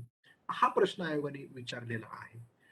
1998 ला आपल्याला माहिती आहे की पोखरणला राजस्थानला अणुस्फोट करण्यात आले कलामांच्या नेतृत्वात. हे परीक्षेला विचारलं जाते. का विचारलं जातं? हे सगळ्या ऊर्जा संपत्ती आहेत. मग भारतातले अणुऊर्जा प्रोजेक्ट विचारले जातात. याच्यानंतर विचारले जातात ते जलविद्युत प्रकल्प. 2 जलविद्युत प्रकल्प अत्यंत आयोगाच्या आवडते आहेत. एक म्हणजे रायगड जिल्ह्यातला बिरा जलविद्युत प्रकल्प आणि दुसरा रायगड जिल्ह्यातला जलविद्युत प्रकल्प तो म्हणजे भिवपुरी जलविद्युत प्रकल्प. बाकी तर आपल्याला सगळ्यांना माहिती आहे जायकवाडी औरंगाबादमध्ये आहे, भंडारदरा आहे अहमदनगरमध्ये, नागपूरमध्ये पेंच आहे, वैतरणा आहे नाशिकला, भाटघर आहे पुण्यात, तिल्लारी आहे, येलदरी आहे परभणीमध्ये. हे सगळे विचारले जातात. मला एक गोष्ट सांगायची की राज्यातला पहिला जलविद्युत केंद्र कुठं सुरू करण्यात आलं? तुमच्या सगळ्यांपैकी किती जणांना माहिती आहे मला माहित नाही. पण राज्यातलं पहिलं जलविद्युत केंद्र महाराष्ट्र राज्यातलं खोपोलीला सुरू करण्यात आलं, जिल्हा रायगड, 1915. हा प्रश्न आयोगाने विचारला नाही. आता तुम्हाला प्रश्न पडेल, सर आमच्याच जिल्ह्यातलं आहे, आम्हाला माहित नव्हतं. आता ते आम्हालाही माहित नव्हतं. शिकवण्याच्या ह्याच्यामुळे आपल्याला ह्या गोष्टी मिळून जातात. आपल्या जिल्ह्यातली जी काही सगळी हिस्टॉरिकल बॅकग्राऊंड आहे, आपल्या जिल्ह्यातला जो वारसा आहे, जी काही आपल्या जिल्ह्यातली वैशिष्ट्य आहे, ते प्रत्येक जिल्ह्याची महाराष्ट्र शासनानं कलेक्टर ऑफिसची एक वेबसाईट तयार केली. रायगड डिस्ट्रिक्ट कलेक्टर ऑफिसच्या वेबसाईटवर पण तुम्हाला हे उपलब्ध असेल. कदाचित सरांना माहित असेल की मी हे सांगतो हे बरोबर आहे. तुमच्या जिल्ह्याची माहिती तिथं स्पेसिफिक कलेक्टर ऑफिसच्या वेबसाईटवरती सगळं तुमच्या जिल्ह्याची बऱ्यापैकी माहिती तिथं उपलब्ध करून दिलेली आहे. जिथनं आयोग प्रश्न विचारते, कारण ते ऑथेंटिकली आहे. परीक्षा घेणारा आयोग शासनाचा आहे, संविधानिक आहे. प्रश्न काढणारी लोक शासनाचे असतात, विद्यापीठातले नामवंत मानांकित लोक असतात आणि ते कुठूनही पुस्तक प्रश्न काढत नाहीत. ते गव्हर्नमेंटच्या ऑथेंटिक वेबसाईटवरूनच प्रश्न काढत असतात. तिथनच आपल्याला प्रश्न विचारले जातात आणि म्हणून आपण या सगळ्या गोष्टींचा अभ्यास केला पाहिजे. तर खोपोलीला पहिला जलविद्युत प्रकल्प स्थापन करण्यात आलेला आहे. मग कोयना जलविद्युत प्रकल्प आहे. पवन ऊर्जा जलविद्युत प्रकल्प पण विचारले जातात. पवन ऊर्जा म्हणजे पवनचक्क्या. आता पहिल्यांदा पवन ऊर्जा प्रोजेक्ट हा 1994 ला सिंधुदुर्ग जिल्ह्यामध्ये जमसांडे या ठिकाणी देवगड तालुक्याच्या आसपास उभारला गेला. नंतर आशिया खंडातला सर्वात मोठा पवन ऊर्जा प्रकल्प साताऱ्याला आहे, वनकुसोडे पठारावरती. हे सगळे विचारले जातात की पवन ऊर्जेत मग महाराष्ट्र पवन ऊर्जेत 3ऱ्या क्रमांकावर आहे. सर्वाधिक पवन ऊर्जेत तमिळनाडू पहिल्या क्रमांकावरती आहे. आता पवन ऊर्जेनंतर आता सोलार प्रोजेक्ट पण आलेले आहेत, सौर ऊर्जा. सौर ऊर्जेचे काही प्रोजेक्ट महाराष्ट्रात आहेत, त्याचे देखील प्रश्न विचारले जातात. पण या सगळ्यामध्ये आपल्याला लक्षात ठेवण्यासारखी गोष्टी काय आहेत की ऊर्जा साधनं, खनिज संपत्ती पण महत्वाच्या आहेत. सोबतच जलविद्युत प्रोजेक्ट, औष्णिक विद्युत प्रोजेक्ट, पवन ऊर्जा प्रकल्प, अणु ऊर्जा प्रकल्प, सोलार प्रोजेक्ट हे सगळं आपल्यासाठी खूप इम्पॉर्टंट आहे. आपल्याला हे परीक्षेला अलीकडच्या काळामध्ये विचारलं जाणार आहे, विचारलं जाते. आणि हे प्रश्न मी तुम्हाला सांगेल, महाराष्ट्राच्या भूगोलाचा विचार करता जोड्या लावा आयोगाचा सगळ्यात आवडता घटक आहे. 2019चा पूर्व परीक्षेचा पेपर बघा, संयुक्त पूर्व परीक्षेचा 15 प्रश्नांपैकी 9 प्रश्न महाराष्ट्राच्या भूगोलात जोड्या लावायला विचारले. जोड्या लावायला जर 15 पैकी 9 प्रश्न येत असतील तर आपल्याला मार्क्स मिळवणं किती सोपं होतंय. कारण मी म्हणेन मागच्या 4 वर्षात 2017, 18, 19 आणि 20 या 4 वर्षांमध्ये भूगोलात विद्यार्थी पैकीच्या पैकी मार्क्स मिळवत आहेत.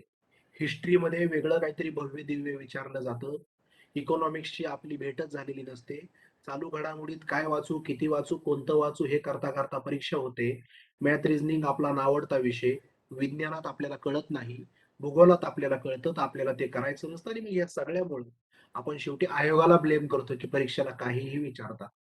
परीक्षेला काहीही विचारत नाहीत, आपण सगळा अभ्यास करत नाही, हे पहिलं डिसाईड केलं पाहिजे. त्यामुळं आता मागच्या वर्षी पॉलिटीचा जर विषय घेतला, 2 मिनिट फक्त मी थोडस विरंगुळा घेतो तुमचा. पॉलिटी हा विद्यार्थ्यांचा एमपीएससी करत असतानाचा अत्यंत जिव्हाळ्याचा विषय. म्हणजे उभ्या पुण्यामध्ये सदाशिव पेठेमध्ये अभ्यास करत असताना किंवा सबंध महाराष्ट्रामध्ये जिल्ह्याच्या ठिकाणी अभ्यास करत असताना लक्ष्मीकांत पुस्तक म्हणजे एमपीएससीची भगवद्गीता. ते सगळ्यांच्या हातात असणार. आम्हाला पॉलिटिक्स सगळं येतं, आम्हाला सगळं कळतं, सगळ्यातलं सगळं कळतं. पण परीक्षेला जे 10 प्रश्न आले पॉलिटिकचे 4 सप्टेंबर 2021 ला, त्यातल्या 2 ते 3 प्रश्नांची उत्तरं सुद्धा विद्यार्थ्यांना काढता आली नाहीत. ही वस्तुस्थिती आहे. का असं झालं? कारण ते रटाळवाने अभ्यास करायची सवय लागली आणि जे रेफरन्सेस विद्यार्थी वापरतात त्यातले प्रश्नच पेपर सेटरने विचारले नाही. त्यांनी जे प्रश्न काढले ते त्यांच्या आवाक्याने काढले आणि मग मुलांचं मग पंचायत राजचं कितीतरी हजारो विद्यार्थी आहेत ज्यांनी पंचायत राज या विषयाला पुस्तकच घेतलं नव्हतं कधीच. आता ते त्याची शॉपिंग करतायत. मग असं का होतं? आपल्याला ठेच लागल्यानंतर मग आपण बघणार आहोत का? तर तसं नाहीये. त्यामुळे महाराष्ट्राच्या अँगलनं मी सांगतोय, 6वा मुद्दा मी तुम्हाला सांगितला आणि 11 मार्कांची तयारी आपण मागच्या 1.5 तासामध्ये केली. कशी? लोकसंख्या 2 मार्क्स, स्थान विस्तार 2 ते 3 मार्क्स, प्राकृतिक भूगोल 2 ते 3 मार्क्स, नदी प्रणाली 2 ते 3 मार्क्स, मृदेला 1 मार्क्स आणि खनिज संपत्तीला 1 मार्क्स. हे सगळं पाहिल्यानंतर आयोगाला आवडता विषय आणि आपल्या सुद्धा जिव्हाळ्याचा ते म्हणजे वनसंपत्ती आणि प्राणी संपत्ती. सर्वात फेवरेट विषय अभयारण्य, राष्ट्रीय उद्याने. वनसंपत्ती फार सोपी आहे. तुम्हाला मृदा कळाली की तुम्हाला पर्जन्य कळाले. पर्जन्य कळाले की तुम्हाला खनिज संपत्ती कळाली आणि महाराष्ट्रात ज्या त्या मातीत जी तीच वृक्ष आढळतात.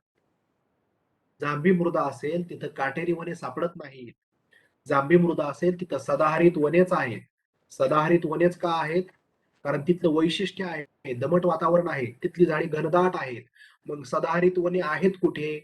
सदाहरित वने कोकणात आहेत, घाटमाथ्याच्या पश्चिमेच्या उताराला आहेत. 3-3 हजार मीटर मिलीमीटर आसपास तिथं पाऊस पडतोय. कोकणचा हा सगळा परिसर आहे. मग तिथं नागचंपा सापडते, पांढरा सिडार सापडते, फणस, कावसी, रानआंबा, जांभूळ. तुम्ही ज्या परिसरात राहता तिथे ही वृक्ष आहेत.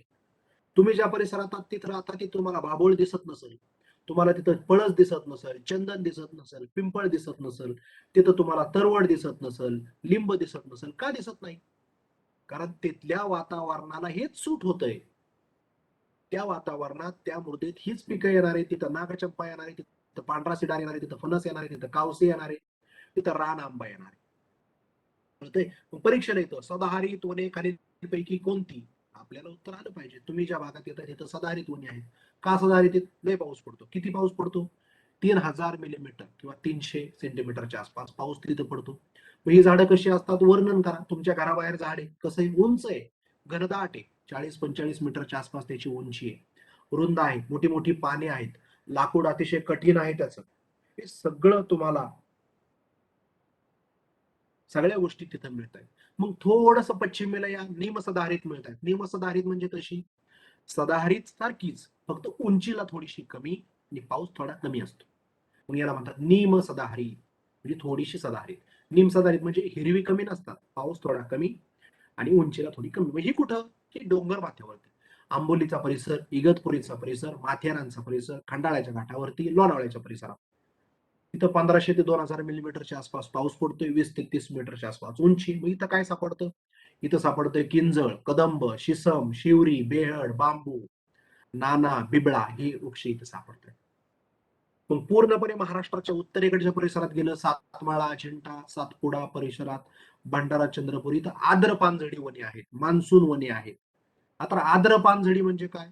आर्द्रतेच्या हवामानामध्ये ती राहतात. आर्द्रता म्हणजे काय? दमट हवामान. आता दमट कोकणात नाही का? कोकणात दमट आहे, पण तिथं सदाहरित सापडतात. या परिसरात आपल्याला मान्सून वने सापडतात. मग तिकडे कोणती वने आहेत? ती सगळी वने आहेत. मग पिंपळ आहे त्याच्यात, तेंदू, चंदन, पळस, खैर, आवळा, सागवान ही वन आपल्याला या भागामध्ये सापडतात. त्याच परिसरामध्ये सह्याद्रीच्या पूर्व उतारावरती किंवा अजिंठा, जळगाव, बुलढाणा, अमरावती या मध्य महाराष्ट्राच्या भागात शुष्क पानझडी वने सापडतात. शुष्क म्हणजे काय? कमी पावसात येतात ही आणि उन्हाळा लागला की ही झाडे आपली पाने गाळून टाकतात. का पाने गाळतात? कारण बाष्पीभवन कमी व्हावं. या झाडांची मुळे खूप खोलवर गेलेली असतात. उन्हाळ्यात आपण टिकाव राहावा म्हणून पानं जर हिरवी असतील तर झाडांना पाणी जास्त लागेल आणि जमिनीत पाण्याचा साठा कमी झालेला असतो उन्हाळ्यात, म्हणून ती आपली तग धरू शकत नाहीत. त्यांना जगायचं असतं म्हणून ती पानं झाडून टाकतात, पानं गळून जातात, फक्त झाड राहतं. आपण जर त्याच्या खोडाला थोडस हे जर केलं तर हिरवं असतं ते आतमध्ये आणि पुन्हा पाऊस पडायला लागला की चैत्र पालवी त्याला फुटते पाडव्याच्या भागामध्ये पाडव्याच्या वेळी. म्हणून ही शुष्क पानझडी आहे. म्हणजे याच्यात सागवान अत्यंत महत्वाचं आहे, बेल आहे याच्यामध्ये अत्यंत महत्वाचं. मग काटेरी वन आहेत. काटेरी कुठं? पर्जन्य छायेचा प्रदेश. कुठे पर्जन्य छायेचा प्रदेश? पुणे जिल्हा, सांगली जिल्हा, सातारा जिल्हा याचा सगळा पूर्वेकडचा परिसर. इथं काटेरी वने आहेत. काटेरी म्हणजे त्या झाडाला काटे असतात, साल असते चांगली.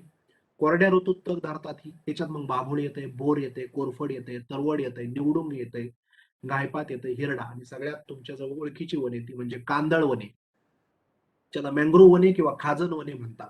समुद्र काठाच्या दलदलीचा प्रदेश असतो त्या भागात ही दिसतात.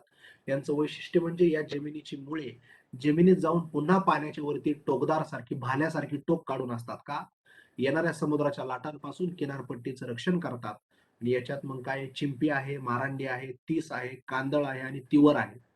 ही सगळी वनसंपत्ती आपल्याला पाहायला मिळते. कसं हे कळणार आपल्याला, वनसंपत्ती कशी आपण डिफाईन करणार परीक्षेला? मातीवरती आहे, माती आणि हवामानावरती.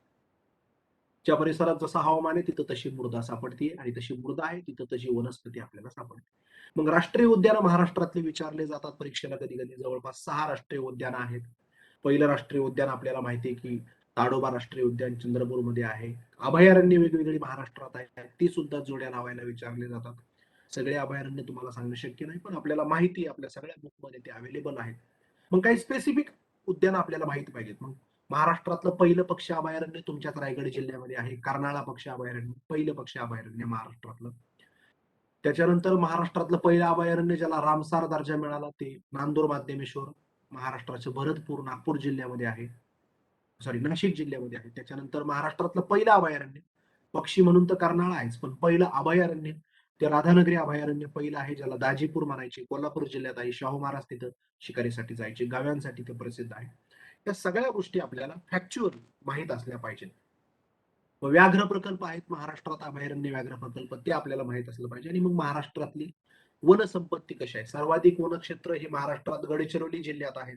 जवळपास 10,000 चौरस किलोमीटरच्या आसपास वनक्षेत्र गडचिरोलीत आहे. तर सर्वात कमी वनक्षेत्र हे लातूर जिल्ह्यामध्ये आहे, जिथं 12%च वनक्षेत्र आपल्याला प्रामुख्यानं पाहायला मिळतं. त्यामुळे ही वनक्षेत्र देखील आपल्याला माहीत असली पाहिजे.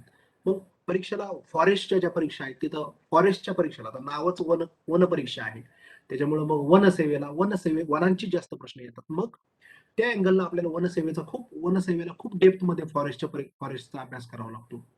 मग महाराष्ट्राची वनसंपत्ती विभागलेली आहे. महाराष्ट्र शासनाकडे 90% वन आहेत, वन विकास महामंडळाकडे काही वने आहेत 6%च्या आसपास, खाजगी वने 2% आहेत, आणि महसूल विभागाकडे 2% वन आहेत. तर हे परीक्षेला विचारलं जातं. म्हणजे वनसंपत्ती खूप इम्पॉर्टंट आहे, त्याच्यावर पण दरवर्षी प्रश्न विचारला जातो. मागच्या वर्षी देखील अभयारण्याचा एक प्रश्न विचारला होता. या अभयारण्य आणि अभयारण्याचे जिल्हे आपल्याला प्रामुख्यानं माहित पाहिजे. सगळे आता जवळपास 49-50 अभयारण्य महाराष्ट्रात आहे. सगळी नावं आपल्याला लक्षात ठेवणं शक्य नाही, पण जे परीक्षेला सातत्याने विचारले जातात किंवा जे आपल्याला कन्फ्यूज करतात ती जास्त लक्षात ठेवली पाहिजे. पण त्याच्यात इसापूर अभयारण्य यवतमाळ जिल्ह्यात आहे, किनवट अभयारण्य नांदेड जिल्ह्यामध्ये आहे, मायने अभयारण्य, कारंजा सोहोळ, येडशी रामलिंग अभयारण्य, टिपेश्वर अभयारण्य. आता तुम्ही म्हणाल की मग सर ही कशी ठरवायची की ही महत्वाची आहेत? ही परीक्षेला खूप वेळा येऊन गेले, त्याच्यासाठी तुम्हाला मागील प्रश्न पाहणं महत्वाचं आहे, पीवायक्यूज पाहणं महत्वाचं आहे, आयोगाचे प्रश्न पाहणं महत्वाचं आहे. त्यातनं तुम्हाला त्या सगळ्या गोष्टी समजून येतील. आता या सगळ्यानंतर आहे ते उद्योग सेक्टर, इंडस्ट्री सेक्टर. उद्योगाच्या रिलेटेड काही प्रश्न विचारले जातात. कापड उद्योग आहे, इचलकरंजीत महाराष्ट्राचं मँचेस्टर म्हटलं जातं, मुंबईला महाराष्ट्राचं कॉटॅनोपॉलिस किंवा मँचेस्टरचे जुनं नाव भारताचं मुंबईला कॉटॅनोपॉलिस म्हटलं जातं, अहमदाबादला भारताचं मँचेस्टर, तसं महाराष्ट्राचं मँचेस्टर इचलकरंजी. आता मँचेस्टर मँचेस्टर म्हणतोय म्हणजे नेमकं काय?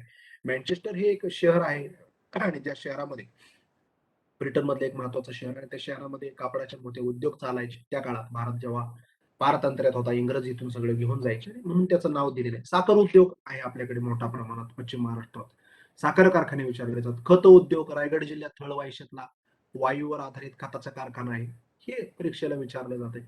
औषध उद्योग आहेत, रायगड जिल्ह्यातच पनवेलच्या परिसरात रसायनी येथे मोठा कीटकनाशक बनवणारा कारखाना आहे, हे परीक्षा. आता ही तुमच्या जिल्ह्यातलं आहे, दोन्ही परीक्षेला विचारले. महाराष्ट्रात खालीलपैकी कुठे वायूवर आधारित खताचा कारखाना आहे? थळवाईश येतात, हे माहित पाहिजे. औषध उद्योग माहित पाहिजेत. इंडस्ट्री सेक्टर गाड्यांच्यासाठी पुणे जिल्ह्यात मोठ्या प्रमाणात गाड्यांचे कारखाने आहेत, पिंपरी चिंचवड परिसर, चाकण परिसर, या सगळ्या भागामध्ये. काच उद्योग आहेत महाराष्ट्रात, हे आपल्याला माहित पाहिजे. कागद उद्योग आहेत, हे सगळं माहित पाहिजे. संरक्षण उद्योग आहेत, हे आपल्याला माहित असलं पाहिजे. युद्ध नौका बांधणी, माझगाव डॉग आपल्याला माहिती आहे मुंबईच्या परिसरामध्ये. आपल्या अवतीभोवती ज्या सगळ्या गोष्टी आहेत त्याची उत्तरं आपल्याला देता येतात. उद्योगधंद्यांवरती प्रश्न विचारला जातो. आणि सगळ्यात शेवटचा मुद्दा महाराष्ट्राच्या भूगोलाच्या संदर्भात तो म्हणजे वाहतूक व्यवस्था. महाराष्ट्रात असणारे नॅशनल हायवेजचे नंबर्स, त्याच्यानंतर महाराष्ट्रात असणारे रेल्वेचे प्रश्न, आणि सर्वात महत्वाचं म्हणजे महाराष्ट्रात असणारी कोकण रेल्वे. अत्यंत आयोगाचा आवडता आणि मोस्ट फेवरेबल टॉपिक किंवा मोस्ट फेवरेबल बीट्स कोणता असेल तर तो कोकण रेल्वे. कोकण रेल्वेचा जेवढा अभ्यास करता येईल तेवढा तुम्ही केला पाहिजे. कोकण रेल्वेचा सगळा इतिहास, कशी कशी कोकण रेल्वे गेली, जवळपास 381 किलोमीटरची कोकण रेल्वे महाराष्ट्रात प्रवास करते. मग तिच्यावर असणारा मोठा उंच बोगदा, त्याच्यावर असणारा लांब बोगदा, त्याच्यावर असणारा उंच पूल, कोणत्या जिल्ह्यात तिचं कोणता स्टॉप आहे, आयोगाने हे सुद्धा परीक्षेला विचारले. आता समजा रायगड जिल्ह्याचा विचार केला तर रायगडमध्ये तिचे स्टॉप जर पाहिले तर पनवेलला आहे, रोहा, कोलाड, इंदापूर, माणगाव, गोरेगाव आहे, सापेवामने आहे. मग आयोगाने एकदा सिंधुदुर्ग जिल्ह्यातल्या एका स्टॉपचं नाव दिलं आणि कोकण रेल्वेतलं खालीलपैकी स्थानक कोणत्या जिल्ह्यात आहे, खारेपाटण नावाचं, ते सिंधुदुर्ग जिल्ह्यामध्ये आहे. कोकण रेल्वेचा विचार केला तर जवळपास 68 रेल्वे स्थानक कोकण रेल्वेवरती आहेत, त्यातले 34 महाराष्ट्रात आहेत. हे सगळं परीक्षेला विचारलंय. कोकण रेल्वेवरती एकूण 73 वेगवेगळे टनेल आहेत, बोगदे आहेत, आणि नुसत्या बोगद्यांची लांबी 37 किलोमीटरच्या आसपास आहे. कोकण रेल्वे आपल्यासाठी महत्वाची, आणि सर्वात महत्वाचं म्हणजे भारतातले रेल्वेचे जवळपास 18 विभाग आहेत, झोन. त्या 18 विभागांची मुख्यालय, हेडक्वार्टर्स जे आहेत ती विचारली आहेत. मग आता महाराष्ट्रात विचार केला तर महाराष्ट्रात पश्चिम रेल्वेचं मुख्यालय आहे मुंबईला, आणि मध्य रेल्वेचं, सेंट्रल रेल्वेचं आहे. मग बाकी उत्तर रेल्वेचं दिल्लीला आहे, उत्तर पूर्व रेल्वेचं, दक्षिण पूर्व रेल्वेचं, दक्षिण मध्य रेल्वेचं. हे सगळी मुख्यालय परीक्षेला विचारले. नॅशनल हायवेजच्या अलीकडे नंबर चेंज झालेले आहेत, ते नंबर विचारले जातात. नंबर बदललेले कसे आहेत तर हायवे जर तुमचा उत्तर दक्षिण असेल तर हायवेला नंबर हा विषम नंबर दिलेला आहे. हायवे जर तुमचा पूर्व पश्चिम असेल तर नंबर त्याला समांकी दिलेला आहे. आता जर मुंबई गोवा हायवे पाहिला, जो रायगड जिल्ह्यातनं गेलेला आहे, ज्याचं खूप काम चाललेलं आहे, आणि सगळे म्हणतात त्याचा हायवेचा नंबर केव्हा होईल, तर तो नॅशनल हायवे 17 होता. पनवेलवरून तो रस्ता सुरू होतो, आपल्याला माहिती आहे की सगळं महाड, इंदापूर या परिसरात पुढं खेड, रत्नागिरी असा सगळा तो खाली जातो चिपळूणला. हा नॅशनल हायवे 17 होता. तो नॅशनल हायवे 17 त्याचा आता नवीन क्रमांक नॅशनल हायवे 66 झाला. येते लक्षात. मग हे असं आयोगाने आता हे बदलवलेलं आहे, हा ट्रेंड आयोगाने चेंज केलेला आहे. मग तो रस्ता जसा आहे तसे त्याचे क्रमांक आहेत. उत्तर उत्तर दक्षिण जर तो रस्ता असेल तर त्याला सम क्रमांक, पूर्व पश्चिम असेल तर त्याला विषम क्रमांक त्याला दिले. मी सुरुवातीला उलट सांगितलं होतं, ते करेक्शन करून घ्या. मग NH 17 आहे, NH 17 कसा, त्याचं नाव काय आहे, तो कोणत्या घाटातनं जातो, ह्या गोष्टी आहेत. जेवढे नॅशनल हायवेज आहेत, महाराष्ट्रातला सर्वात मोठा नॅशनल हायवे क्रमांक 8 हा सर्वात महाराष्ट्रातला मोठा नॅशनल हायवे आहे. मग ते नॅशनल हायवे काय, त्याचं नाव, मग तो हाजिरा कोलकाता नावाने ओळखला जातो. मग तो कोणत्या जिल्ह्यांमधून जातो, अलीकडे महाराष्ट्रात तयार झालेला महाराष्ट्रातला समृद्धी महामार्ग, त्याचे वेगवेगळे फीचर्स आहेत, ते परीक्षेला विचारले जातात. त्याच्यानंतर नॅरोगेज रेल्वे जी माथेरानला आहे, 6 छोटे छोटे नॅरोगेज प्रोजेक्ट आहेत, त्यातला एक माथेरानला आहे, नेरळ माथेरान, ते परीक्षेला विचारलं जातं. डेक्कन क्वीन नावाची एक रेल्वे महाराष्ट्रात आहे, टुरिझमसाठी सुरू केलेली आहे. अलीकडे आता रोच्या फेऱ्या तुमच्या वाढलेल्या आहेत, अलिबागच्या परिसरात मांडवा बीचवरून आपल्याला गेटवे ऑफ इंडियाला जाता येतं. हे वेगवेगळे वैशिष्ट्य परीक्षेला विचारले जातात. मेट्रोचे प्रोजेक्ट महाराष्ट्रात वेगवेगळे होत आहेत. मग मुंबई मेट्रोला काय नाव आहे, पुणे रेल्वेला काय, पुणे मेट्रोला काय नाव आहे, नागपूर मेट्रोचं नाव काय आहे, किंवा मोनो रेल तयार झालेली आहे महाराष्ट्रात, ती परीक्षेला विचारलं जातात. आपल्याकडे बुलेट ट्रेन होणार आहे, ते परीक्षेला विचारलं जातं. हे सगळं आपल्या अवतीभोवतीच आहे. तर परीक्षेच्या अँगलनं त्याच्याकडे पाहिलं की आपल्याला सगळ्या प्रश्नांची उत्तर फार पटपट मिळून जातात. आणि सर्वात महत्वाचा आपला आवडता मुद्दा, ज्याचा अभ्यास आपल्याला करायला फार आवडतो, तो म्हणजे पर्यटन, टुरिझम. आता याच्याबद्दल काय बोलणार, किती बोलणार आणि काय बोलणार, हे अनलिमिटेड आहे. महाराष्ट्राचं पर्यटन काय म्हणतात की सगळं सुखसंपन्न आहे महाराष्ट्र. त्यामुळे समुद्रापासून तर महाराष्ट्रातल्या लेण्यांपर्यंत, महाराष्ट्रातल्या अष्टविनायकांपासून महाराष्ट्राच्या ज्योतिर्लिंगांपर्यंत, शक्तिपीठे, छत्रपतींचे सगळे गड किल्ले, थंड हवेची ठिकाणी, सगळीच पर्यटन तळ आपल्याला विचारले जातात. आता पर्यटन स्थळांचा करेल तेवढा अभ्यास कमी आहे, लेण्यांचा करेल तेवढा अभ्यास कमी आहे, किल्ल्यांचा 350 किल्ले आहेत, आता त्यातला कोणता कोणता किल्ला आपण वाचणार आणि कोणता कोणता लक्षात ठेवणार, हा एक मोठा प्रश्न आहे. हे सगळे वाचायचे घटक आहेत. मला सांगायचा मुद्दा एवढाच की मी जे सुरुवातीला 4 ते 5 टॉपिक तुम्हाला फोकस केले, त्यामध्ये महाराष्ट्राचा प्राकृतिक भूगोल, महाराष्ट्राचा स्थान आणि विस्तार, महाराष्ट्राची नदी प्रणाली, हे 3 मुद्दे जवळपास 8 ते 9 मार्काला आहेत. त्यात लोकसंख्या ऍड केली तर तुम्हाला 11 ते 12 मार्क्स 4 मुद्द्यावरती येतात. मी पुन्हा रिपीट करतो. महाराष्ट्राचा स्थान आणि विस्तार किंवा महाराष्ट्राचा प्रशासकीय भूगोल, महाराष्ट्राचा प्राकृतिक भूगोल आणि महाराष्ट्रातील नद्या आणि लोकसंख्या याच्यावरती तुम्हाला 10 ते 11 मार्क्स येतात. त्याच्यानंतर सर्वात महत्वाचा मुद्दा म्हणजे मृदा संपत्ती आणि खनिज संपत्ती, याच्यावरती 2 मार्क्स येतात. नंतर वनसंपत्ती आणि मग त्यानंतर आपल्याला बाकी मग उद्योग सेक्टर किंवा पर्यटन मुद्द्यावरती, वाहतूक या मुद्द्यावरती प्रश्न आपल्याला विचारले जातात. असे वेगवेगळे अँगल आपल्याला परीक्षेला हाताळावे लागतात, पाहावे लागतात. याच्या सर्वांसाठी तुमच्यापैकी अनेकांनी परीक्षा दिलेली असेल किंवा काही जण नवीन असतील. या सर्वांसाठी 2 मुद्दे अत्यंत महत्वाचे आहेत. ते म्हणजे कोणतेही रेफरन्स बुक वापरा. फक्त आपण जे रेफरन्स बुक वापरतोय त्यातनं आपल्याला किती आउटपुट येतं हे थोडंसं पडताळून पाहिलं पाहिजे. कारण वेळ गेल्यानंतर मग रेफरन्स बुक बदलून उपयोग होत नाही. एखादं पुस्तक आपण 2-2.5 वर्ष वाचतो आणि नंतर कळतं की ह्यातनं काही येत नाही किंवा हे आपल्याला आउटडेटेड झालं, हे अपडेट नाही, मग त्याला उपयोग होत नाही. आणि मागील प्रश्न पाहणं फार गरजेचं असतं. कारण पीवायक्यूज मधून कळून येतं आपल्याला की आयोग कशा पद्धतीने प्रश्न विचारतात. तर त्या 2 गोष्टींकडे आपण दुर्लक्षित करून चालणार नाही. जवळपास मागची 2 तास आपण बोलत आलोय. थोडे मुद्दे राहिले ते पण मी मांडतो. माझं एक छोटंसं बुक आहे महाराष्ट्र भूगोल म्हणून, जिओग्राफीचं पोस्टर आहे. मी स्वतःच्या अभ्यासासाठी ते तयार केलं होतं, पण नंतर मी ते पब्लिश पण केलं. त्याच्या मी 2000 कॉपीज छापल्या होत्या आणि त्या एका महिन्यातच संपून गेल्या. अनअकॅडमीवरती मी 4 वर्ष, 1.5 वर्ष झालं शिकवतोय आणि रयत प्रबोधिनी पुण्यामध्ये शारदा अकॅडमीत शिकवतो आहे. मला सांगण्याचं तात्पर्य इतकंच आहे की जरी हे तुमचं लेक्चर्स माझं आजच्या दिवसापुरतं तुम्हाला उपलब्ध करून दिलेलं असलं तरी माझा मी तुमच्यातलाच एक आहे. 1996 सालचा माझा जन्म आहे. 23 सप्टेंबर 1996. बर्थ डेट सांगितली कारण तुम्ही मला विश कराल. आणि मग माझं वय फार नाहीये, 25 वर्ष वय आहे. वयाच्या 21व्या वर्षी मी टीचर झालो कारण मला आवड होती शिकवायची. वयाच्या 22व्या वर्षी पहिल्यांदा पी-एस-आयची मुख्य परीक्षा दिली. 1 मार्क्सनं माझा रिझल्ट राहिला. दुसऱ्या वर्षी दिली, तिथे 2 मार्कांना राहिला आणि आता तिसऱ्यांदा देतोय. तो सांगण्याचं तात्पर्य इतकं की एम-पी-एस-सी मध्ये संयम फार लागतात. हे सगळे अधिकारी वर्गच आहेत. एस-डी-ओ आहेत, तहसीलदार आहेत. सगळ्या लोकांना माहिती आहे, मी फार सांगण्यापेक्षा. पण संयम ठेवणं खूप महत्वाचं आहे. आपल्या तरुण पिढीला फार लवकर सगळ्या गोष्टी हव्या असतात, पण तसं नाहीये. सगळ्या गोष्टी या वेळेत मिळत असतात आणि त्याच्यासाठी संयम ठेवावा लागतो, पेशन्स ठेवावे लागतात, जे आपल्याकडे फार कमी आहेत आपल्या जनरेशनमध्ये. पण ठेवायला पाहिजेत पेशन्स आणि करत राहा हे. यासाठी जेव्हा कधी काय लागेल, माझा कॉन्टॅक्ट नंबर तुम्हाला सर तिथं देतीलच नंतर. असं नाहीये की माझं लेक्चर आज संपलं म्हणजे तुम्ही परत मला मेसेज केल्यानंतर काय उपयोग होणार नाही. मी मुलांना इतका उपलब्ध राहतो की मला तुम्ही एखादा क्वेश्चनचा फोटो जरी शेअर केला तरी मी त्याचा आन्सर माझ्या वेळेनुसार सांगत असतो. कारण मला असं वाटतं की आपल्याकडे जेवढं आहे ज्ञान थोडंफार तेवढं देत राहावं. ज्ञान दिल्याने ज्ञान वाढते असं सांगितलंय ना, तर मग ज्ञानेश्वर महाराजांनी वयाच्या 16व्या वर्षी ज्ञानेश्वरी लिहिलीच नसती. आपण तर त्यांची आपली बराबरी नाही होऊ शकत. पण आपल्याकडे जेवढं काय थोडंफार आहे तेवढं आपण पॉलिटी पण मी शिकवतो. माझं एम ए पॉलिटी आहे पुणे युनिव्हर्सिटी मधून, पुण्यातून. आणि भूगोल पण मी शिकवतो. असे 2 विषय आहेत. तर सांगण्याच्या गोष्टी इतकीच की हे सगळं करा. फक्त या सगळ्यामध्ये दिशा चुकली नाही पाहिजे. मार्गदर्शन सगळीकडे उपलब्ध आहे. खूप सारे इन्स्टिट्यूट आहेत, खूप सारे बुक आहेत. सगळीकडे हे उपलब्ध आहे आणि मला अभिमान या गोष्टीचा आहे की खरं तर पुणे हे आमचं विद्येचं माहेरघर आहे. पण आमच्या कलेक्टर ऑफिसकडून असा उपक्रम अजून तरी राबवलेला मी नाही पाहिला. की फ्युचरमध्ये पण तो राबवतील की नाही. मला असं नाही म्हणायचं की कलेक्टर ऑफिस किंवा कलेक्टरने ते केलं नाही. पण मी नाही पाहिलं. तुमचं सगळं भाग्य की शासनाकडून, विशेषतः तुमच्या कलेक्टर ऑफिस करून आणि सगळ्याच प्रशासकीय अधिकाऱ्यांकडून हा उपक्रम राबवला गेलाय.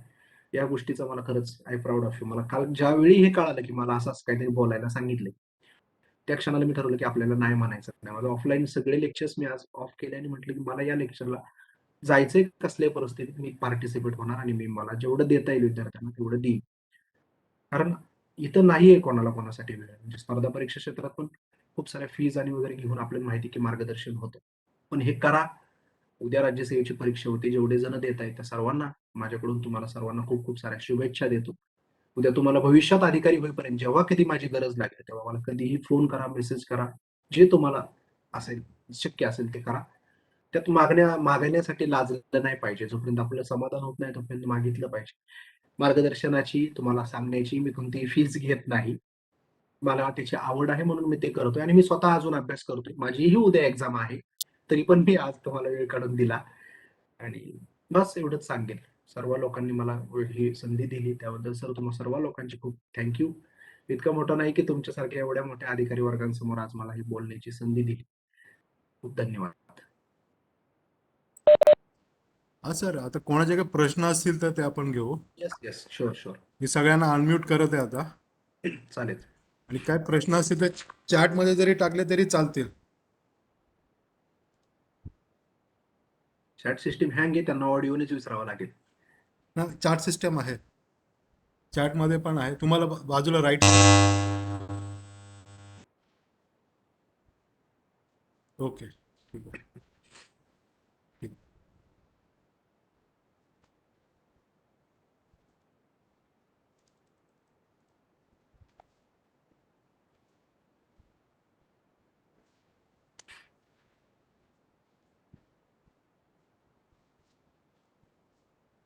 आणि सर्व विद्यार्थ्यांना एक सूचना आहे की उद्याचा लेक्चर होणार नाहीये. उद्या तेवढं एक लक्षात ठेवा. येस. सर, माझं जे पोस्टर आहे हा, त्याची 140 पेजेसची PDF आहे. ते बुक मी पुण्यामध्ये तर ते ₹140 अवेलेबल करतो. पण मी ह्या सगळ्या गोष्टींमुळं मी ती तुम्हाला PDF देतो आणि विदाऊट कॉस्ट ते विद्यार्थ्यांना तुम्ही सगळे ओके, उपलब्ध ओके. करून द्या. Yes sir, yes sir. No, yes, चालेल. येस. Thank you so much. एक जर कोणाचे काय असतील प्रश्न तर विचारू शकता आपण.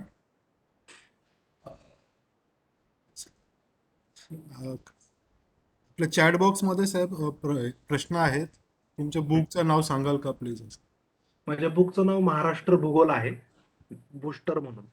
ऑनलाईन अवेलेबल आहे ते.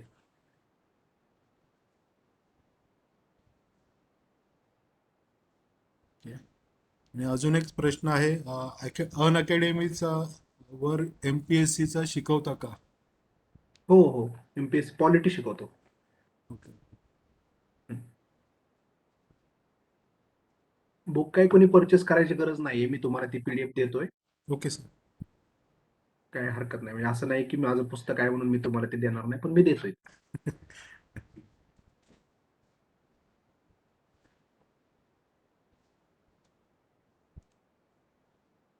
चालेल सर?